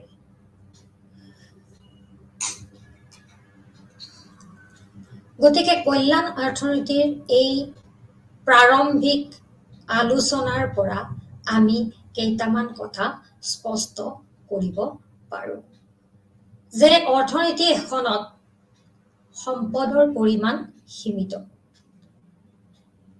সম্পদৰ যি পৰিমাণ আছে তাৰ যি প্ৰকৃতিয়ে আমাক যিমান পৰিমাণ দিছে তাতকৈ আমি নিশ্চয় তাৰ পৰিমাণটো বৃদ্ধি কৰিব নোৱাৰোঁ। কিন্তু সেই সম্পদসমূহেৰে আমি কি কৰিব লাগে যে আমি অসীম অভাৱ পূৰণ কৰিবলগীয়া হয়।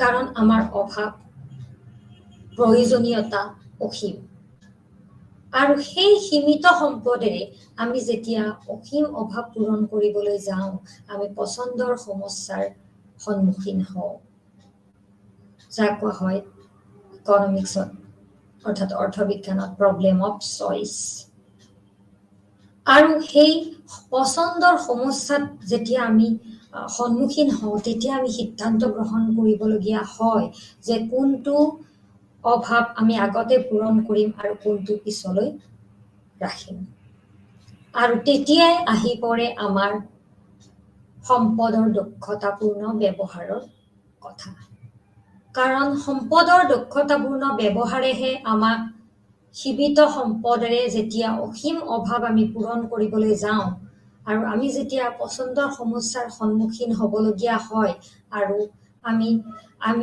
অগ্ৰাধিকাৰ দিব লগা হয় যে কোনটো সমস্যা আগতে পূৰণ কৰিম আৰু কোনটো পিছলৈ ৰাখিম আৰু আমি যিটো সমস্যাক অগ্ৰাধিকাৰ দিম যিটো সমস্যা বৰ্তমান সময়ত পূৰণ কৰিবলৈ আমি সম্পদৰ ব্যৱহাৰ কৰিম নিশ্চিতভাৱে আমি তাত দক্ষতাপূৰ্ণ ব্যৱহাৰ কৰিলেহে আমি সেই সমস্যাটো সমাধান কৰাৰ লগতে তাৰ পৰা আমি সৰ্বোত্তম কল্যাণ আৰু সৰ্বোত্তম উপযোগিতা সুনিশ্চিত কৰিব পাৰিম গতিকে কল্যাণ অৰ্থনীতিত যিহেতু সীমিত সম্পদেৰে আমি অসীম অভাৱ পূৰণ কৰিবলগীয়া হয় সম্পদৰ দক্ষতাপূৰ্ণ ব্যৱহাৰৰ প্ৰশ্নটো বা যুক্তিটো খুব গুৰুত্বপূৰ্ণ আৰু ইয়াৰ বাবে আমি দক্ষতাপূৰ্ণ উৎপাদন আৰু দক্ষতাপূৰ্ণ বিতৰণ সুনিশ্চিত কৰিব লাগিব দক্ষতাপূৰ্ণ সম্পদৰ ব্যৱহাৰৰ বাবে দক্ষতাপূৰ্ণ উৎপাদন হ'ব লাগিব অৰ্থাৎ আমাৰ উৎপাদনত আমি দক্ষতা অৰ্জন কৰিব লাগিব দক্ষতাপূৰ্ণ উৎপাদন তেতিয়াহে আমি লাভ কৰিম যেতিয়া সম্পদৰ আবণ্টনৰ দ্বাৰা বা সম্পদৰ পুনৰ বিতৰণৰ দ্বাৰা আমি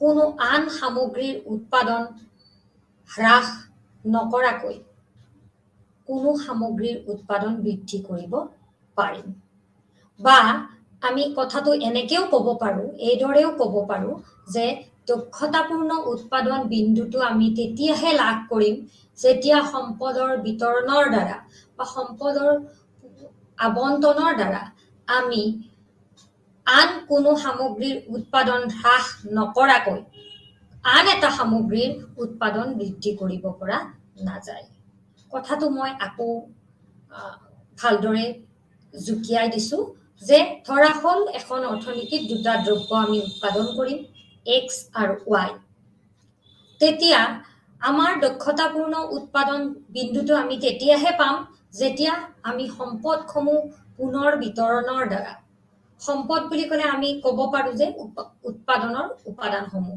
যেনে আমি শ্ৰম মূলধন আমি উৎপাদনত ব্যৱহাৰ কৰোঁ শ্ৰম বা মূলধন এই উপাদান দুটা যদি ব্যৱহাৰ কৰোঁ আৰু তাৰ যদি পৰিমাণৰ আমি পৰিৱৰ্তন ঘটাওঁ আৰু সেই পৰিৱৰ্তনৰ দ্বাৰা যদি x দ্ৰব্যৰ উৎপাদন হ্ৰাস নকৰাকৈ আমি y দ্ৰব্যৰ উৎপাদন বৃদ্ধি কৰিব নোৱাৰোঁ তেতিয়াহ'লে তেনে ধৰণৰ পুনৰ বিতৰণ বা আবণ্টন আমাক আৰু প্ৰয়োজন নহয় অৰ্থাৎ যিটো বিন্দুত আমি সেই অৱস্থাটো লাভ কৰিম সেয়াই হ'ব আমাৰ বাবে দক্ষতাপূৰ্ণ উৎপাদন যিদৰে আমি উৎপাদনত দক্ষতা অৰ্জন কৰিব লাগে ঠিক তেনেদৰে আমি বিতৰণতো দক্ষতা অৰ্জন কৰাটো বাঞ্ছনীয় দক্ষতাপূৰ্ণ বিতৰণৰ বাবে ঠিক একেদৰে উৎপাদনৰ নিচিনাকৈ ৰাষ্ট্ৰীয় উৎপাদনৰ পুনৰ বিতৰণৰ দ্বাৰা যদি আমি কোনো ব্যক্তিৰ ক্ষতি নোহোৱাকৈ আন এজন ব্যক্তিৰ কল্যাণ সাধন কৰিব নোৱাৰোঁ তেতিয়াহ'লে সেই বিন্দুটোৱে হ'ব দক্ষতাপূৰ্ণ বিতৰণ অৰ্থাৎ দক্ষতাপূৰ্ণ বিতৰণ বিন্দুটো যেতিয়া আমি লাভ কৰোঁ তেতিয়া ৰাষ্ট্ৰীয় উৎপাদনৰ পুনৰ বিতৰণৰ দ্বাৰা আমি আন এজন ব্যক্তিৰ ক্ষতি নোহোৱাকৈ সমাজৰ কোনো এজন ব্যক্তিৰ কল্যাণ সাধন কৰিব নোৱাৰোঁ আৰু যিটো বিন্দুত আমি এই অৱস্থাটো লাভ কৰিম সেই বিন্দুটোৱে হৈছে দক্ষতাপূৰ্ণ বিতৰণ বিন্দু। আকৌ মই উদাহৰণৰ সহায়ত ইয়াক বুজাব বিচাৰিছো। ধৰা হওক এখন সমাজত দুজন ব্যক্তি আছে, এ আৰু বি, অৰ্থাৎ সমাজখন এই দুজন ব্যক্তিৰে গঠিত। তেতিয়া আমি ৰাষ্ট্ৰীয় উৎপাদনৰ পুনৰ বিতৰণৰ দ্বাৰা, অৰ্থাৎ আমাৰ যি ৰাষ্ট্ৰীয় উৎপাদন বা জাতীয় আয় তাৰ পৰিমাণ যদি আমি হ্ৰাস বৃদ্ধি কৰোঁ আৰু হ্ৰাস বৃদ্ধিৰ দ্বাৰা আমি যদি বি ব্যক্তিজনৰ ক্ষতি নোহোৱাকৈ, বি ব্যক্তিজনৰ আয়ৰ পৰিমাণৰ হ্ৰাস নোহোৱাকৈ এই ব্যক্তিজনৰ আয়ৰ পৰিমাণ বৃদ্ধি কৰিব নোৱাৰো, তেতিয়াহ'লে সেই বিন্দুটোতে আমি দক্ষতাপূৰ্ণ বিতৰণ লাভ কৰিম। গতিকে সম্পদৰ দক্ষতাপূৰ্ণ ব্যৱহাৰৰ বাবে দক্ষতাপূৰ্ণ উৎপাদন আৰু দক্ষতাপূৰ্ণ বিতৰণ এই দুয়োটা অপৰিহাৰ্য। আৰু অৰ্থনৈতিক দক্ষতা বুলি ক'লে উৎপাদন আৰু বিতৰণৰ ক্ষেত্ৰত থকা দক্ষতাকে বুজায়। এখন সমাজত বা এখন অৰ্থনীতিত যেতিয়া উৎপাদন আৰু বিতৰণৰ ক্ষেত্ৰত থকা দক্ষতা লাভ কৰা যায়, তেতিয়াই অৰ্থনৈতিক দক্ষতা লাভ হোৱা বুলি কোৱা হয়। আৰু কল্যাণ অৰ্থনীতিত বা অৰ্থনৈতিক কল্যাণৰ বাবে এখন সমাজত অৰ্থনৈতিক দক্ষতা অৰ্জন খুবেই প্ৰয়োজনীয়। আৰু অৰ্থনৈতিক দক্ষতা অৰ্জন কৰিলেহে অৰ্থনৈতিক কল্যাণ সাধন হ'ব।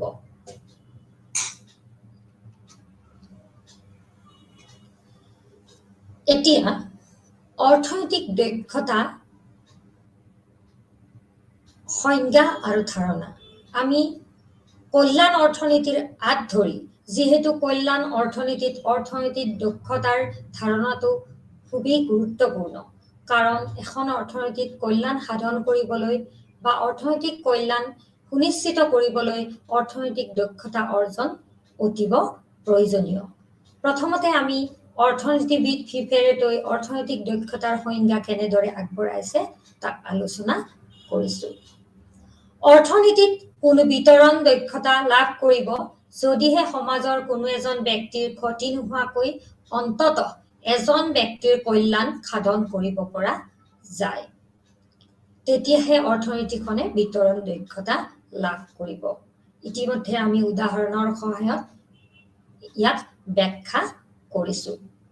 এতিয়া আমি যদি চিত্ৰৰ সহায়ত এই পেৰেটো দক্ষতাৰ ধাৰণাটো ব্যাখ্যা কৰোঁ, তেতিয়া দেখা পাম যে আমি চিত্ৰত দেখা পাইছো যে এক্স অক্ষত আমি উপস্থাপন কৰিছো ব্যক্তি এৰ উপযোগিতা, আৰু ৱাই অক্ষত আমি উপস্থাপন কৰিছো ব্যক্তি বিৰ উপযোগিতা, আৰু ইউভি হৈছে উপযোগিতা সম্ভাৱনা সীমাৰেখা, অৰ্থাৎ ইউটিলিটি পসিবিলিটি কাৰ্ভ। এইখিনিতে উল্লেখনীয় যে উপযোগিতা সম্ভাৱনা সীমাৰেখাৰ প্ৰৱৰ্তক হৈছে আমেৰিকান অৰ্থনীতিবিদ পি স্যামুৱেলছন। এই উপযোগিতা সম্ভাৱনা সীমাৰেখাৰ সহায়তে আমি এতিয়া পেৰেটো দক্ষতাৰ ধাৰণাটো ব্যাখ্যা কৰিবলৈ চেষ্টা কৰিছো। চিত্ৰত দেখা গৈছে যে MLS এই তিনিটা বিন্দু আমাৰ উপযোগিতা সম্ভাৱনা সীমাৰেখাৰ ওপৰত আছে। ঠিক তেনেদৰে আমি যদি দুটা দ্ৰব্য X আৰু Y বুলি ধৰো, তেতিয়াহ'লে সেই দুটা দ্ৰব্যৰ বিভিন্ন জোঁটৰ উপভোগৰ পৰা দুজন ব্যক্তিয়ে যি সন্তুষ্টি লাভ কৰে তাৰ সংযোগী বিন্দুবোৰৰ সমষ্টিয়েই হৈছে উপযোগিতা সম্ভাৱনা সীমাৰেখা। আৰু MLS তেনেকুৱা তিনিটা বিন্দু বা য'ত আমি দুটা দ্ৰব্যক প্ৰতিনিধিত্ব কৰিছে, দুজন ব্যক্তিয়ে উপভোগ কৰা দুটা দ্ৰব্যৰ জোঁটক প্ৰতিনিধিত্ব কৰিছে। এতিয়া আন এটা বিন্দু আমি কিউ দেখা পাইছো চিত্ৰত কিউ বিন্দুটো উপযোগিতা সম্ভাৱনা সীমাৰেখাৰ ওপৰত নাই কিউ বিন্দুটো আছে উপযোগিতা সীমাৰেখা সম্ভাৱনাৰ ভিতৰত এতিয়া কিউ বিন্দুৰ পৰা এছ এল আৰু এম বিন্দুলৈ কোনো ব্যক্তিৰ যদি উপযোগিতা বৃদ্ধি হয় তেতিয়াই সামাজিক কল্যাণ বৃদ্ধি পাব কিউ বিন্দুটোৰ পৰা আমি যদি এম বিন্দুলৈ গতি কৰোঁ চিত্ৰত দেখা পোৱা যায় যে এ ব্যক্তিজনৰ উপযোগিতা একেই থাকিব কিন্তু বি ব্যক্তিজনৰ উপযোগিতা বৃদ্ধি পাব আনহাতে আমি যদি এস কিউ বিন্দুৰ পৰা এস বিন্দুলৈ গতি কৰোঁ তেতিয়া দেখা পাম যে আমাৰ এ ব্যক্তিজনৰ উপযোগিতা বৃদ্ধি পাইছে আৰু বি ব্যক্তিজনৰ উপযোগিতা একেই আছে আৰু যদি আমি কিউ বিন্দুৰ পৰা এল বিন্দুলৈ গতি কৰোঁ তেতিয়া এ আৰু বি দুজন ব্যক্তিৰ উপযোগিতা বৃদ্ধি পাব গতিকে নিশ্চিতভাৱে কিউ বিন্দুৰ তুলনাত এম এল এছ এই তিনিটা বিন্দুত সামাজিক কল্যাণ অধিক হ'ব কাৰণ কোনো ব্যক্তি এই বিন্দুকেইটাত কিউ বিন্দুৰ পৰা যেতিয়া গতি কৰা হৈছে তেতিয়া এজন ব্যক্তিৰ হলেও উপযোগিতা বৃদ্ধি পাইছে আৰু এম এল এছ যি উপযোগিতা সম্ভাৱনা সীমাৰেখাৰ ওপৰত আছে এই তিনিটা বিন্দুত আমি পেৰেটো দক্ষতা অৰ্জন কৰা বুলি ক'ব পাৰোঁ আনহাতে কিউ বিন্দু যিটো উপযোগিতা সম্ভাৱনা সীমাৰেখাৰ ভিতৰত আছে কিউ বিন্দুত পেৰেটো দক্ষতা অৰ্জন হোৱা নাই কাৰণ কিউৰ পৰা আমি সম্পদৰ পুনৰ বিতৰণৰ দ্বাৰা বা দ্ৰব্যৰ পুনৰ আবণ্টনৰ দ্বাৰা দুজন ব্যক্তিৰ ভিতৰত এজন ব্যক্তিৰ অথবা দুজন ব্যক্তিৰে উপযোগিতা বৃদ্ধি কৰাৰ থল থাকি গৈছে এয়া চিত্ৰৰ পৰা পৰিষ্কাৰকৈ প্ৰতিফলিত হৈছে সেয়েহে যিহেতু কিউ বিন্দুৰ পৰা সামাজিক কল্যাণ বৃদ্ধি কৰাৰ থল থাকি গৈছে কিউ বিন্দুটো পেৰেটো কাম্যাৱস্থা বা পেৰেটো দক্ষতা অৰ্জন বিন্দু বুলি ক'ব পৰা নাযায় আনহাতে আমাৰ উপযোগিতা সম্ভাৱনা সীমাৰেখাত থকা প্ৰত্যেকটো বিন্দুৱে ইয়াত আমি তিনিটা বিন্দু নিৰ্দেশ কৰিছো এম এল আৰু এছ কিন্তু তাৰ বাহিৰেও প্ৰত্যেকটো বিন্দুৱে হৈছে এনেকুৱা যি বিন্দুৱে দুটা সামগ্ৰী এক্স আৰু ৱাই সেই সমূহ জোটক নিৰ্দেশ কৰিছে যিয়ে সামাজিক কল্যাণ বা অৰ্থনৈতিক দক্ষতা সুনিশ্চিত কৰিছে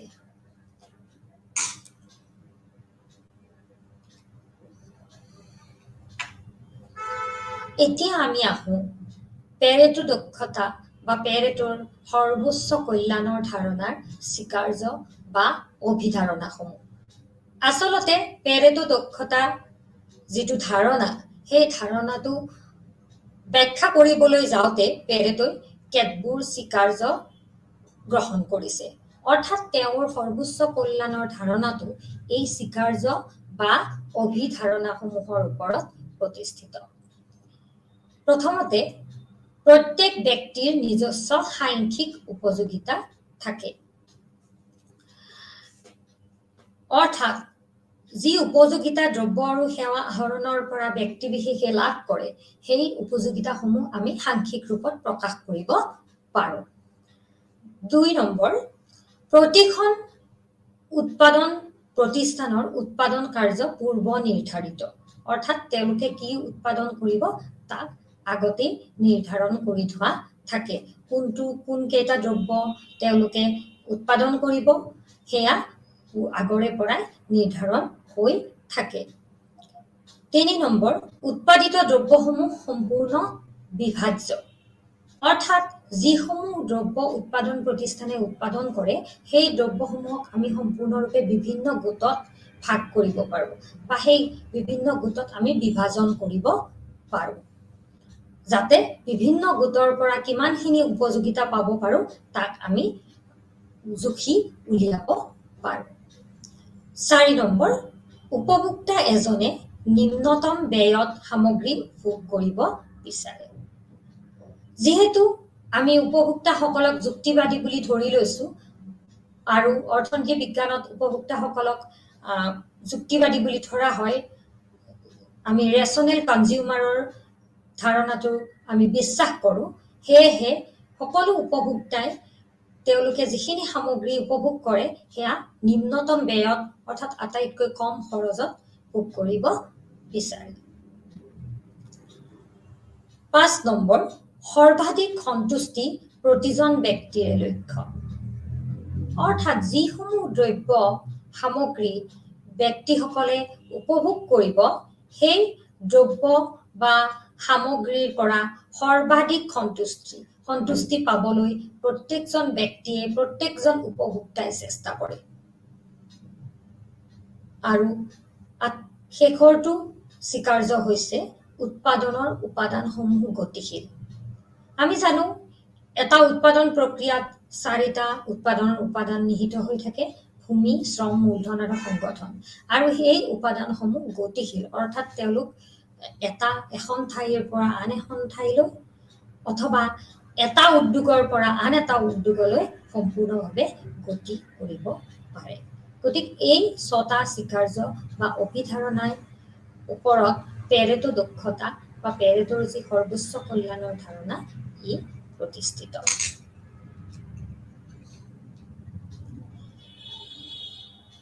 এতিয়া আহিছো আমি পেৰেটোৰ অৰ্থনৈতিক দক্ষতাৰ চৰ্তসমূহ ইয়াক আমি যদি কওঁ অৰ্থনৈতিক দক্ষতাৰ প্ৰকাৰ বুলিও ক'ব পাৰোঁ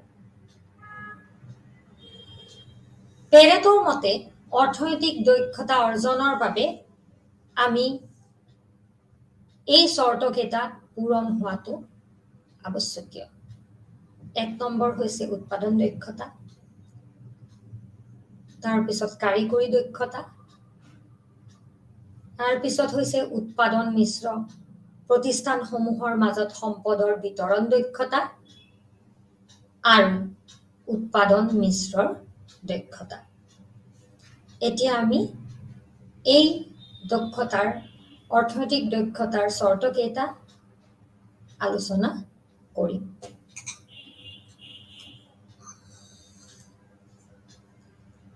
প্ৰথমতে আহিছো আমি উৎপাদন দক্ষতালৈ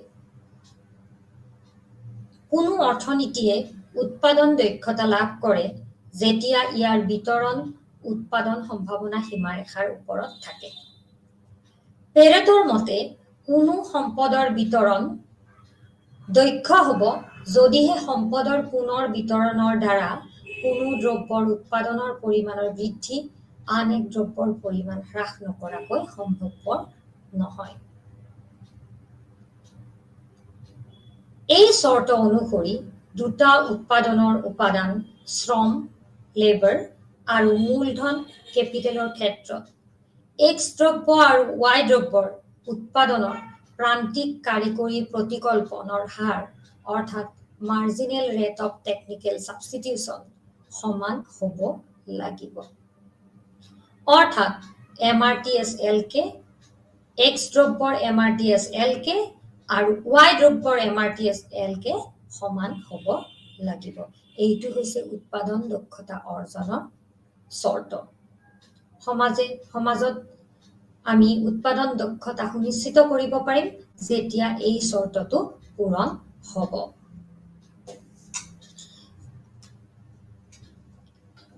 এই চিত্ৰত আমি উৎপাদন দক্ষতাক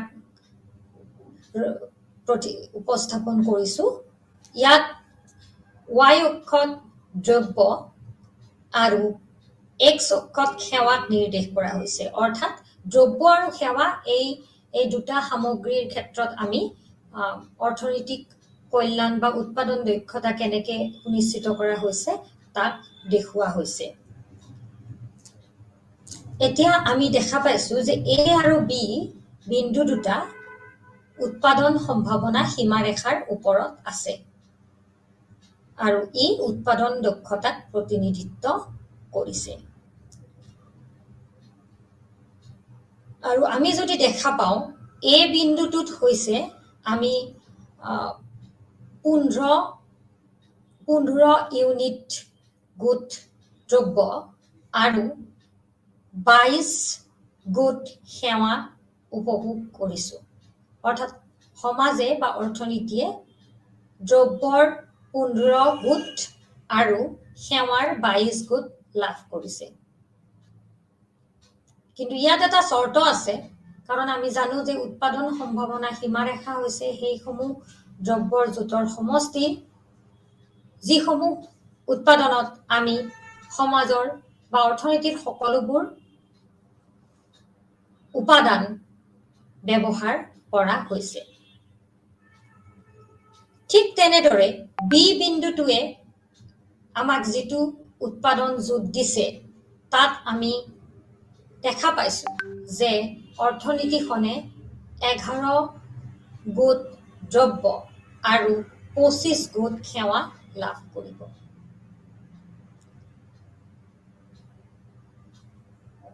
আকৌ আমি আন এটা বিন্দু দেখা পাইছো সি যিটো বিন্দু উৎপাদন সম্ভাৱনা সীমাৰেখাৰ ভিতৰত আছে সেই বিন্দুটোত উৎপাদন দক্ষতা লাভ কৰিব পৰা নাই সি বিন্দুটোৱে উৎপাদন জোঁট দিছে আমাক 12 গোট দ্ৰব্য আৰু 17 গোট সেৱা কাৰণ আমি সি বিন্দুটো উৎপাদন সম্ভাৱনা সীমাৰেখাৰ ভিতৰত থকা বিন্দু আৰু এই বিন্দুটোত সম্পদৰ সম্পূৰ্ণ ব্যৱহাৰ হোৱা নাই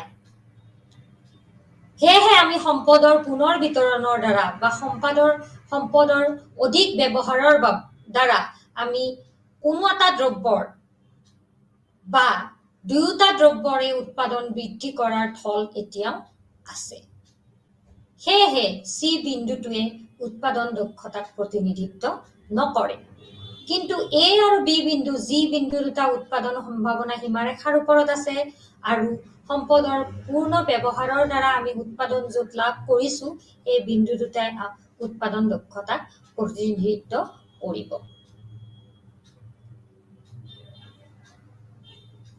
সি বিন্দুটোত আমি কোনো ধৰণৰ সুযোগ ব্যয় নোহোৱাকৈ আৰু অধিক দ্ৰব্য উৎপাদন কৰাৰ থল আছে সেয়েহে এই বিন্দুটোৱে আমাক উৎপাদন দক্ষতা দিব নোৱাৰে গতিকে উৎপাদন দক্ষতাৰ বাবে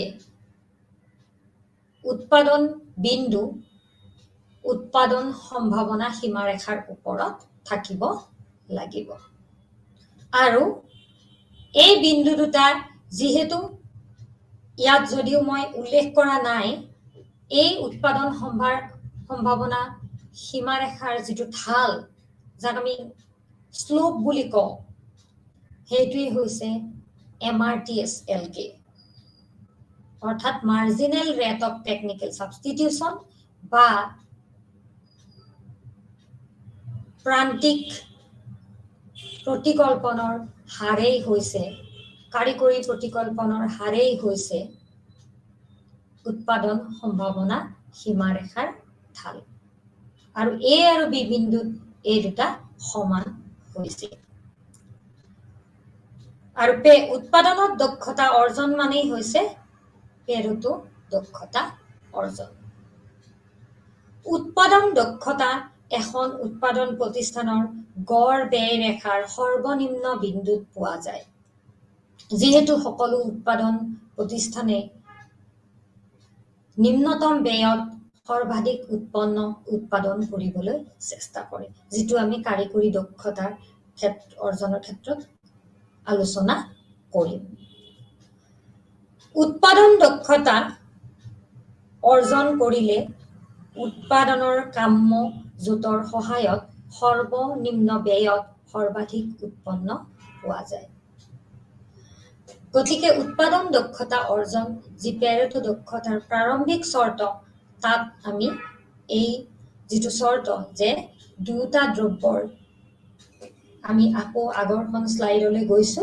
যে দুয়োটা দ্ৰব্যৰ ক্ষেত্ৰত আমাৰ প্ৰান্তিক কাৰিকৰী প্ৰতিকল্পনৰ হাৰ সমান হ'ব লাগিব আৰু এয়া হ'ব যদিহে আমি বিন্দুকেইটা উৎপাদন সম্ভাৱনা সীমাৰেখাৰ ওপৰত পাওঁ।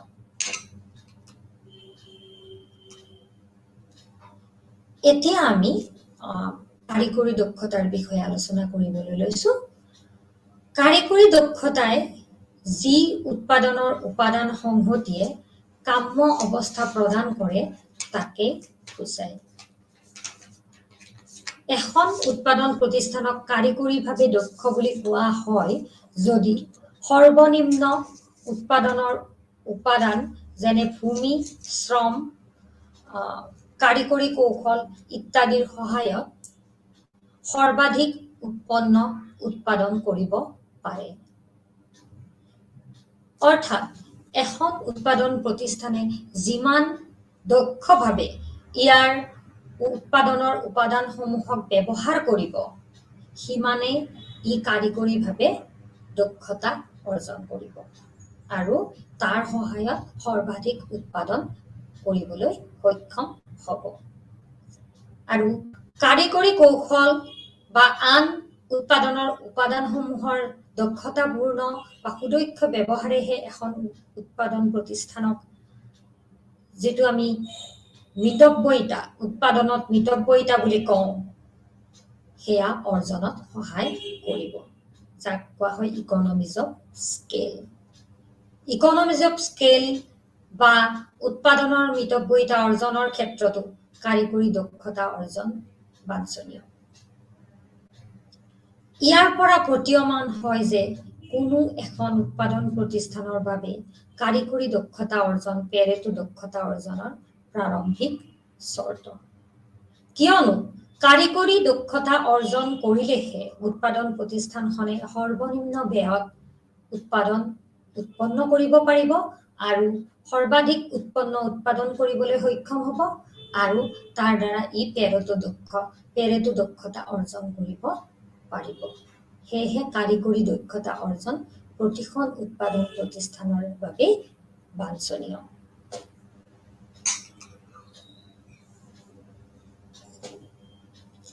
এতিয়া আমি ইয়াৰ পিছত আনটো চৰ্তলৈ গৈছো, উৎপাদন প্ৰতিষ্ঠানসমূহৰ মাজত সম্পদৰ বিতৰণ দক্ষতা। কাৰিকৰী দক্ষতা অৰ্জনৰ বাবে উৎপাদন প্ৰতিষ্ঠানসমূহৰ মাজত সম্পদৰ উপযুক্ত বিতৰণ হোৱাটো বাঞ্ছনীয়।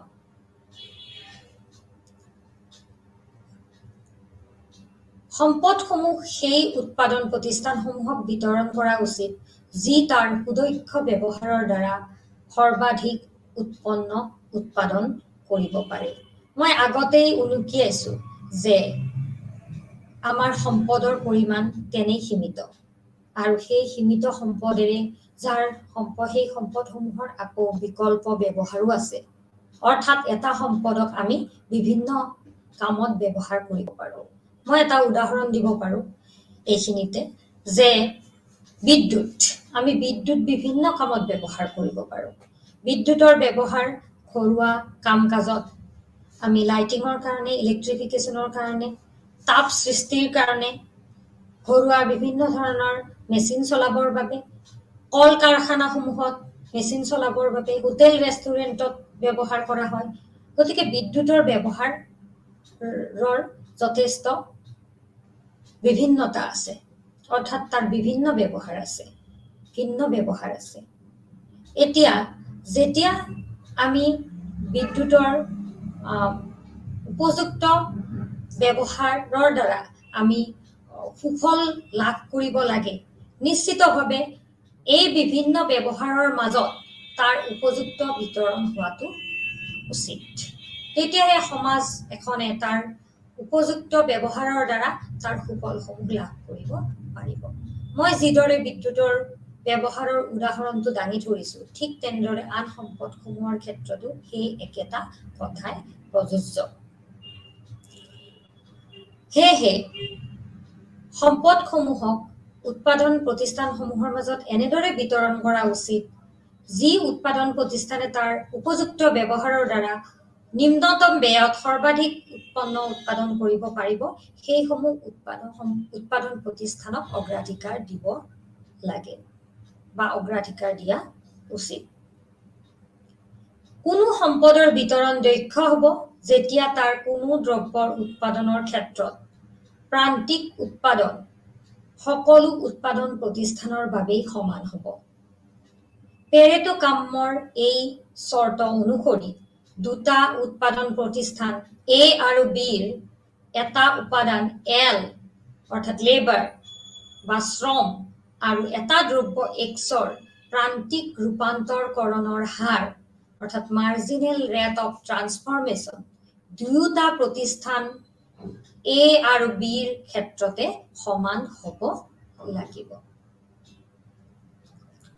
অৰ্থাৎ MRT XL A প্ৰতিষ্ঠানৰ বাবে যিমান হ'ব B প্ৰতিষ্ঠানৰ বাবেও সিমানে হ'ব লাগিব অৰ্থাৎ A আৰু B দুটা প্ৰতিষ্ঠানে যদি এটা দ্ৰব্য উৎপাদন কৰে X দ্ৰব্যটো উৎপাদন কৰে আৰু এই উৎপাদনত যদি শ্ৰমিক ব্যৱহাৰ কৰে অৰ্থাৎ লেবাৰ ব্যৱহাৰ কৰে তেতিয়া হলে তেওঁলোকৰ দুটা উৎপাদন প্ৰতিষ্ঠানৰে প্ৰান্তিক ৰূপান্তৰকৰণৰ হাৰ অৰ্থাৎ মাৰ্জিনেল ৰেট অফ ট্ৰান্সফৰমেশন সমান হ'ব লাগিব এয়া হৈছে উৎপাদন প্ৰতিষ্ঠানসমূহৰ মাজত সম্পদৰ বিতৰণ দক্ষতা অৰ্জনৰ চৰ্ত এতিয়া এই চৰ্তটো আমি চিত্ৰৰ সহায়ত ব্যাখ্যা কৰিবলৈ চেষ্টা কৰিছো এই যেটো বক্স ইয়াত দেখুৱা হৈছে এইটো এজৱৰ্ড বক্স বুলি কোৱা হয় বা ইয়াক এজৱৰ্ড বক্স ডায়াগ্ৰাম বুলি কোৱা হয় এই বক্সটোৰ দৈৰ্ঘ্যই মুঠ শ্ৰমিক ঘণ্টা আৰু দৈৰ্ঘ্যই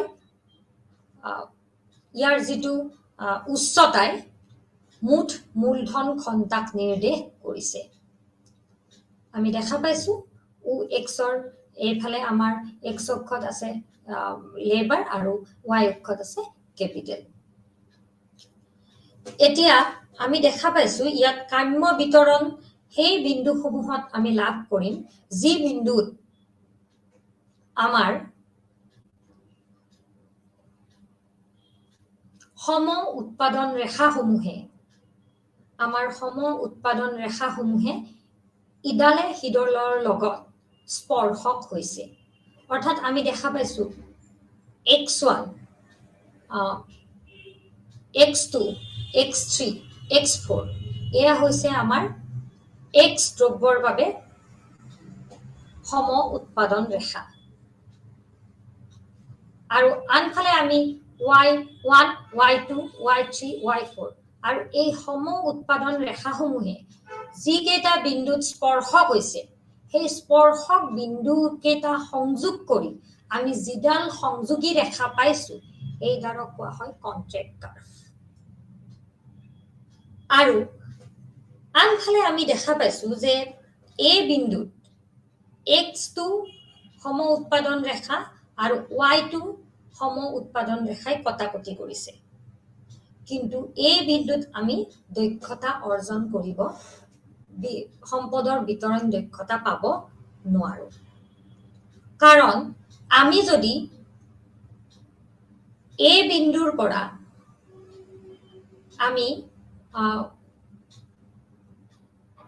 আমি দেখা পাম যে এই বিন্দুৰ পৰা আমি যদি কন্ট্ৰেক্ট কাৰ্ভৰ ফালে গতি কৰো তেতিয়া নিশ্চিতভাৱে আমি কোনো এটা দ্ৰব্যৰ হলে উৎপাদন বৃদ্ধি কৰিব পাৰিম কিয়নো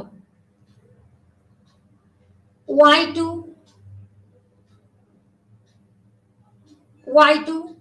x3 হৈছে x2 তকৈ উচ্চতম সম উৎপাদন ৰেখা আনহাতে আমি এৰ পৰা যদি বাও ফালে আমি গতি কৰো কন্ট্ৰেক্ট কাৰ্ভৰ ফালে গতি কৰো তেতিয়া হলে আমি দেখা পাম যে y3 আকৌ y2 তকৈ উচ্চতম স্থানত থকা সম উৎপাদন ৰেখা আৰু আমি জানো উচ্চতম স্থানত থকা সম উৎপাদন ৰেখাই উচ্চ পৰিমাণৰ বা অধিক পৰিমাণৰ উৎপাদন নিৰ্দেশ কৰে গতিকে ইয়াৰ পৰা স্পষ্ট হয় যে এই বিন্দুৰ পৰা আমি যদি কন্ট্ৰেক্ট কাৰ্ভৰ ফালে বা সেই সংযোগী ৰেখাৰ ফালে আমি গতি কৰোঁ আমি যিকোনো বিন্দুতে এটা নহয় এটা দ্ৰব্যৰ x আৰু y ৰ ভিতৰত যিকোনো এটা দ্ৰব্যৰ অধিক উৎপাদন কৰিবলৈ সক্ষম হ'ম সেয়েহে নিশ্চিতভাৱে সংযোগী ৰেখাৰ ওপৰত থকা স্পৰ্শক বিন্দুসমূহ যি স্পৰ্শক বিন্দুত সম উৎপাদন ৰেখাসমূহে স্পৰ্শক হৈছে সেই স্পৰ্শক বিন্দুসমূহেই হৈছে কাম্য বিতৰণ বিন্দু সম্পদৰ কাম্য বিতৰণ বিন্দু অৰ্থাৎ সেই বিন্দুকেইটা যেতিয়া আমি লাভ কৰিছো তাৰ পিছত আৰু সম্পদৰ পুনৰ বিতৰণৰ দ্বাৰা সমাজত কোনো এটা দ্ৰব্যৰ অধিক পৰিমাণ আমি উৎপাদন কৰিব নোৱাৰো যদি আন এটা দ্ৰব্যৰ উৎপাদনৰ পৰিমাণ হ্ৰাস কৰা নহয় গতিকে সেই স্পৰ্শক বিন্দু কেইটাই হৈছে কাম্য বিতৰণ বিন্দু গতিকে ইয়াৰ পিছত আমি শেষৰটো পেৰেটো কামৰ চৰ্তৰ বিষয়ে আলোচনা কৰিবলৈ লৈছো শেষৰটো পেৰেটো কামৰ চৰ্ত হৈছে উৎপাদন মিশ্ৰৰ চৰ্ত উৎপাদন মিশ্ৰৰ দক্ষতা অৰ্জনৰ চৰ্ত কাৰিকৰী দক্ষতাই সমাজত পেৰেটো কাম্য নিশ্চিত নকৰে ইয়াৰ বাবে ব্যক্তিগত অগ্ৰাধিকাৰসমূহ উৎপাদন সম্ভাৱনাসমূহৰ লগত সংযোজিত হোৱা দৰকাৰ পেৰেটো কাম্য নিশ্চিত কৰা উৎপাদন মিশ্ৰৰ প্ৰয়োজনীয় চৰ্তটো হৈছে উপভোক্তাৰ সৰ্বাধিক চাহিদা থকা কাৰিকৰীভাৱে দক্ষ উৎপাদন জোট অৰ্থাৎ সেই উৎপাদন জোটটো কাৰিকৰীভাৱে দক্ষ হ'ব লাগিব কিন্তু সেই উৎপাদন জোটটো উপভোক্তাৰ মাজত সৰ্বাধিক চাহিদা থাকিব লাগিব আৰু ইয়াৰ বাবে আমাৰ চৰ্তটো হৈছে marginal rate of substitution of x for y অৰ্থাৎ x আৰু y দ্ৰব্যৰ মাজত প্ৰান্তিক প্ৰতিস্থাপনৰ হাৰ দ্ৰব্য ৰূপান্তৰকৰণৰ প্ৰান্তিক হাৰৰ সমান হ'ব লাগিব mrs xy is equal to mrpt xy marginal rate of substitution of x for y is equal to marginal rate of product transformation of x for y আমি এই চৰ্তটো ব্যাখ্যা কৰিবলৈ এজন ব্যক্তিৰে গঠিত এখন অৰ্থনীতি ল'ব পাৰো যত দেখা পাম যে পিপি ৰেখা অৰ্থাৎ উৎপাদন সম্ভাৱনা সীমা ৰেখা বা প্ৰডাকশন পসিবিলিটি কাৰ্ভৰ প্ৰত্যেকটো বিন্দুৱে দক্ষ কিন্তু ই বিন্দুত থকা উৎপাদন যুগটোহে ব্যক্তি বিশেষৰ সৰ্বাধিক উপযোগিতা নিশ্চিত কৰিব আমি ইয়াক এই চিত্ৰৰ সহায়ত আমি দেখুৱাইছো যে আমি পিপি হৈছে আমাৰ উৎপাদন সম্ভাৱনা সীমাৰেখা আৰু উৎপাদন সম্ভাৱনা সীমাৰেখাত থকা প্ৰত্যেকটো বিন্দুৱে কাৰিকৰীভাৱে দক্ষ বা উৎপাদন দক্ষতা অৰ্জন কৰে আমি ইতিমধ্যে ইয়াক প্ৰথমটো পেৰেটো কামৰ চৰ্তত আলোচনা কৰি আহিছো সেয়া ই বিন্দুৱে হওক বা এফ বিন্দুৱে হওক বা পি বিন্দুৱে হওক বা জি বিন্দুৱে হওক আটাইকেইটা বিন্দুৱে পেৰেটো কামৰ প্ৰথম চৰ্তটো পূৰণ কৰিছে অৰ্থাৎ ই উৎপাদনত দক্ষতা অৰ্জন কৰিছে বা কাৰিকৰীভাৱে ই দক্ষ কিন্তু উৎপাদন মিশ্ৰৰ দক্ষতা অৰ্জন কৰিব লাগিলে ইয়াক সেই ই বিন্দুতহে অৰ্জন কৰিব কাৰণ ই বিন্দুত আমাৰ নিৰপেক্ষ ৰেখাই সৰ্বোচ্চ নিৰপেক্ষ ৰেখাই ইয়াত স্পৰ্শ হৈছে অৰ্থাৎ আমি ইয়াত দেখাইছো তিনিডাল নিৰপেক্ষ ৰেখা আমি দেখা পাম u1 u2 আৰু u3 আমি উপভোক্তাৰ ফালৰ পৰা আমি যদি দৃষ্টিকোণৰ পৰা লক্ষ্য কৰো তেতিয়া u1 হৈছে তলত থকা নিৰপেক্ষ ৰেখা যিয়ে নিম্নতম সন্তুষ্টি প্ৰদান কৰিব আনহাতে u2 যি উৎপাদন সম্ভাৱনা সীমাৰেখাক ই বিন্দুত স্পৰ্শ কৰিছে ই তাতকৈ অধিক উপযোগিতা প্ৰদান কৰিব, উপভোক্তাক তাতকৈ অধিক উপযোগিতা প্ৰদান কৰিব যেতিয়া উপভোক্তাজনে X আৰু Y দ্ৰব্য উপভোগ কৰিব। আনহাতে U3 যিডাল নিৰপেক্ষ ৰেখা আছে, এইডাল হৈছে এনেকুৱা এডাল নিৰপেক্ষ ৰেখা যিডাল আচলতে উৎপাদনৰ সম্ভাৱনা সীমাৰেখাৰ বাহিৰত আছে, অৰ্থাৎ ই আমাৰ অৰ্থনীতিৰ আওতাৰ যিটো সমৰ্থৰ আওতাৰ বাহিৰত, অৰ্থাৎ সেইখিনি ঢুকি পাবলৈ আমাৰ ইমানখিনি সম্পদ নাই। কাৰণ কিয়নো সেই বিন্দুত উপভোগ কৰিবলৈ যিখিনি উৎপাদন জোঁটৰ দৰকাৰ হ'ব, সেইখিনি উৎপাদন কৰিবলৈ ইমানখিনি সম্পদ আমাৰ হাতত নাই। কাৰণ PP ৰেখাত থকা বিন্দুসমূহ হৈছে এনেকুৱা বিন্দু যিসমূহ উৎপাদন কৰোঁতে আমি সম্পদসমূহ আটাইখিনি সম্পদৰ পূৰ্ণ ব্যৱহাৰ কৰিছোঁ। যিহেতু আটাইখিনি সম্পদৰ পূৰ্ণ ব্যৱহাৰ PP ৰেখাৰ ওপৰত থকা বিন্দুসমূহত হৈছে, গতিকে আৰু ইয়াত উচ্চতম আমাৰ U2 নিৰপেক্ষ ৰেখাই স্পৰ্শ কৰিছে, সেয়েহে ই বিন্দুটোৱেই হ'ব উৎপাদন মিশ্ৰৰ দক্ষতা অৰ্জন বিন্দু। অৰ্থাৎ মই আকৌ দোহাৰিছো, PP ৰেখাৰ প্ৰত্যেকটো বিন্দুৱে উৎপাদন অৰ্থত দক্ষ বা কাৰিকৰী অৰ্থত দক্ষ, কিন্তু ই বিন্দুতহে উপভোক্তাজনে সৰ্বাধিক উপযোগিতা পাব, যিহেতু ই বিন্দুত ইয়াৰ প্ৰান্তিক প্ৰতিকল্পনৰ হাৰ দ্ৰব্য ৰূপান্তৰকৰণৰ হাৰৰ সমান হৈছে। কাৰণ এই বিন্দুত নিৰপেক্ষ ৰেখা উৎপাদন সম্ভাৱনা সীমাৰেখাৰ স্পৰ্শ হৈছে।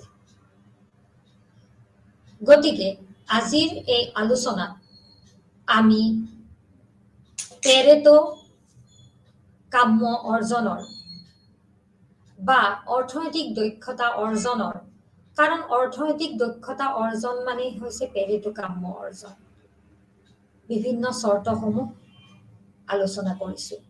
এই চৰ্তসমূহ পূৰণ হ'লেহে এখন অৰ্থনীতিয়ে অৰ্থনৈতিক দক্ষতা অৰ্জন কৰিব, অৰ্থাৎ পেৰেটো কাম্যাৱস্থা লাভ কৰিব, বা পেৰেটোৰ এই কাম্যাৱস্থা আৰু অৰ্থনৈতিক দক্ষতা অৰ্জনে সৰ্বাধিক সামাজিক কল্যাণ সুনিশ্চিত কৰিব।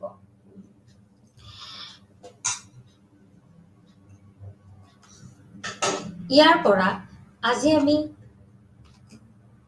আলোচনা কৰা আমি আকৌ এবাৰ দোহাৰিব বিচাৰিছো যে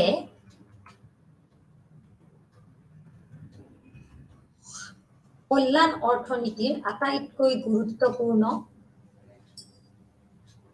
দিশটোৱেই হৈছে সীমিত সম্পদৰ দক্ষতাপূৰ্ণ ব্যৱহাৰ। আৰু সীমিত সম্পদৰ দক্ষতাপূৰ্ণ ব্যৱহাৰৰ বাবে প্ৰয়োজন দক্ষতাপূৰ্ণ উৎপাদন আৰু দক্ষতাপূৰ্ণ বিতৰণ। দক্ষতাপূৰ্ণ উৎপাদনৰ বাবে সম্পদৰ আবণ্টন এনেকুৱা হ'ব লাগিব যাতে কোনো আন সামগ্ৰীৰ উৎপাদন হ্ৰাস নকৰাকৈ আমি কোনো সামগ্ৰীৰ উৎপাদন বৃদ্ধি কৰিব পাৰোঁ। আৰু দক্ষতাপূৰ্ণ বিতৰণৰ বাবে আমাৰ ৰাষ্ট্ৰীয় উৎপাদন বা জাতীয় আয়ৰ সুফলসমূহ এনেদৰে আমি পুনৰ বিতৰণ কৰিব লাগিব যাতে কোনো ব্যক্তিৰ ক্ষতি নোহোৱাকৈ সমাজত অন্তত আন এজন ব্যক্তিৰ কল্যাণ সাধন কৰিব পাৰোঁ। আৰু যিটো বিন্দুৰ পৰা আমি কল্যাণ সাধন কৰিব নোৱাৰোঁ, তাৰ পৰা আমি আৰু দক্ষতাপূৰ্ণ বিতৰণ লাভ কৰিব নোৱাৰোঁ। সেয়েহে অৰ্থনৈতিক দক্ষতা অৰ্জনৰ বাবে উৎপাদন আৰু বিতৰণৰ দক্ষতা অৰ্জন প্ৰয়োজনীয়। আমি অৰ্থনৈতিক দক্ষতাৰ সংজ্ঞা পেৰেটোৰ সংজ্ঞা আগবঢ়াইছো, আৰু ইতিমধ্যে আমি এই পেৰেটো কাম্য বা পেৰেটোৰ ধাৰণাক ইউটিলিটি পচিবিলিটি কাৰ্ভ বা উৎপাদন উপযোগিতা সম্ভাৱনা সীমাৰেখাৰ সহায়ত উপস্থাপন কৰা হৈছে। আৰু এইসমূহ হৈছে পেৰেটো দক্ষতা, পেৰেটো সৰ্বোচ্চ কল্যাণৰ ধাৰণাৰ স্বীকাৰ্য। এই স্বীকাৰ্য বা অভিধাৰণাসমূহৰ ওপৰতে পেৰেটো দক্ষতাৰ ধাৰণাটো প্ৰতিষ্ঠিত। আৰু আটাইতকৈ গুৰুত্বপূৰ্ণ পেৰেটোৰ এই অৰ্থনৈতিক দক্ষতাৰ চৰ্তকেইটা, এই 4টা চৰ্তই সমাজত যেতিয়া সুনিশ্চিত হ'ব তেতিয়াহে সামাজিক কল্যাণ সাধন হ'ব। গতিকে সামাজিক কল্যাণ সাধনৰ বাবে এই উৎপাদন দক্ষতা, কাৰিকৰী দক্ষতা, উৎপাদন প্ৰতিষ্ঠানসমূহৰ মাজত সম্পদৰ বিতৰণ দক্ষতা আৰু উৎপাদন মিশ্ৰৰ দক্ষতা অৰ্জন অতীৱ আৱশ্যকীয়। গতিকে আজিৰ আলোচনা আমি আজি ইমানতেই সামৰিছো আৰু সকলো দৰ্শককে মই এই শ্ৰেণীটো উপভোগ কৰাৰ বাবে ধন্যবাদ জনাইছো। নমস্কাৰ।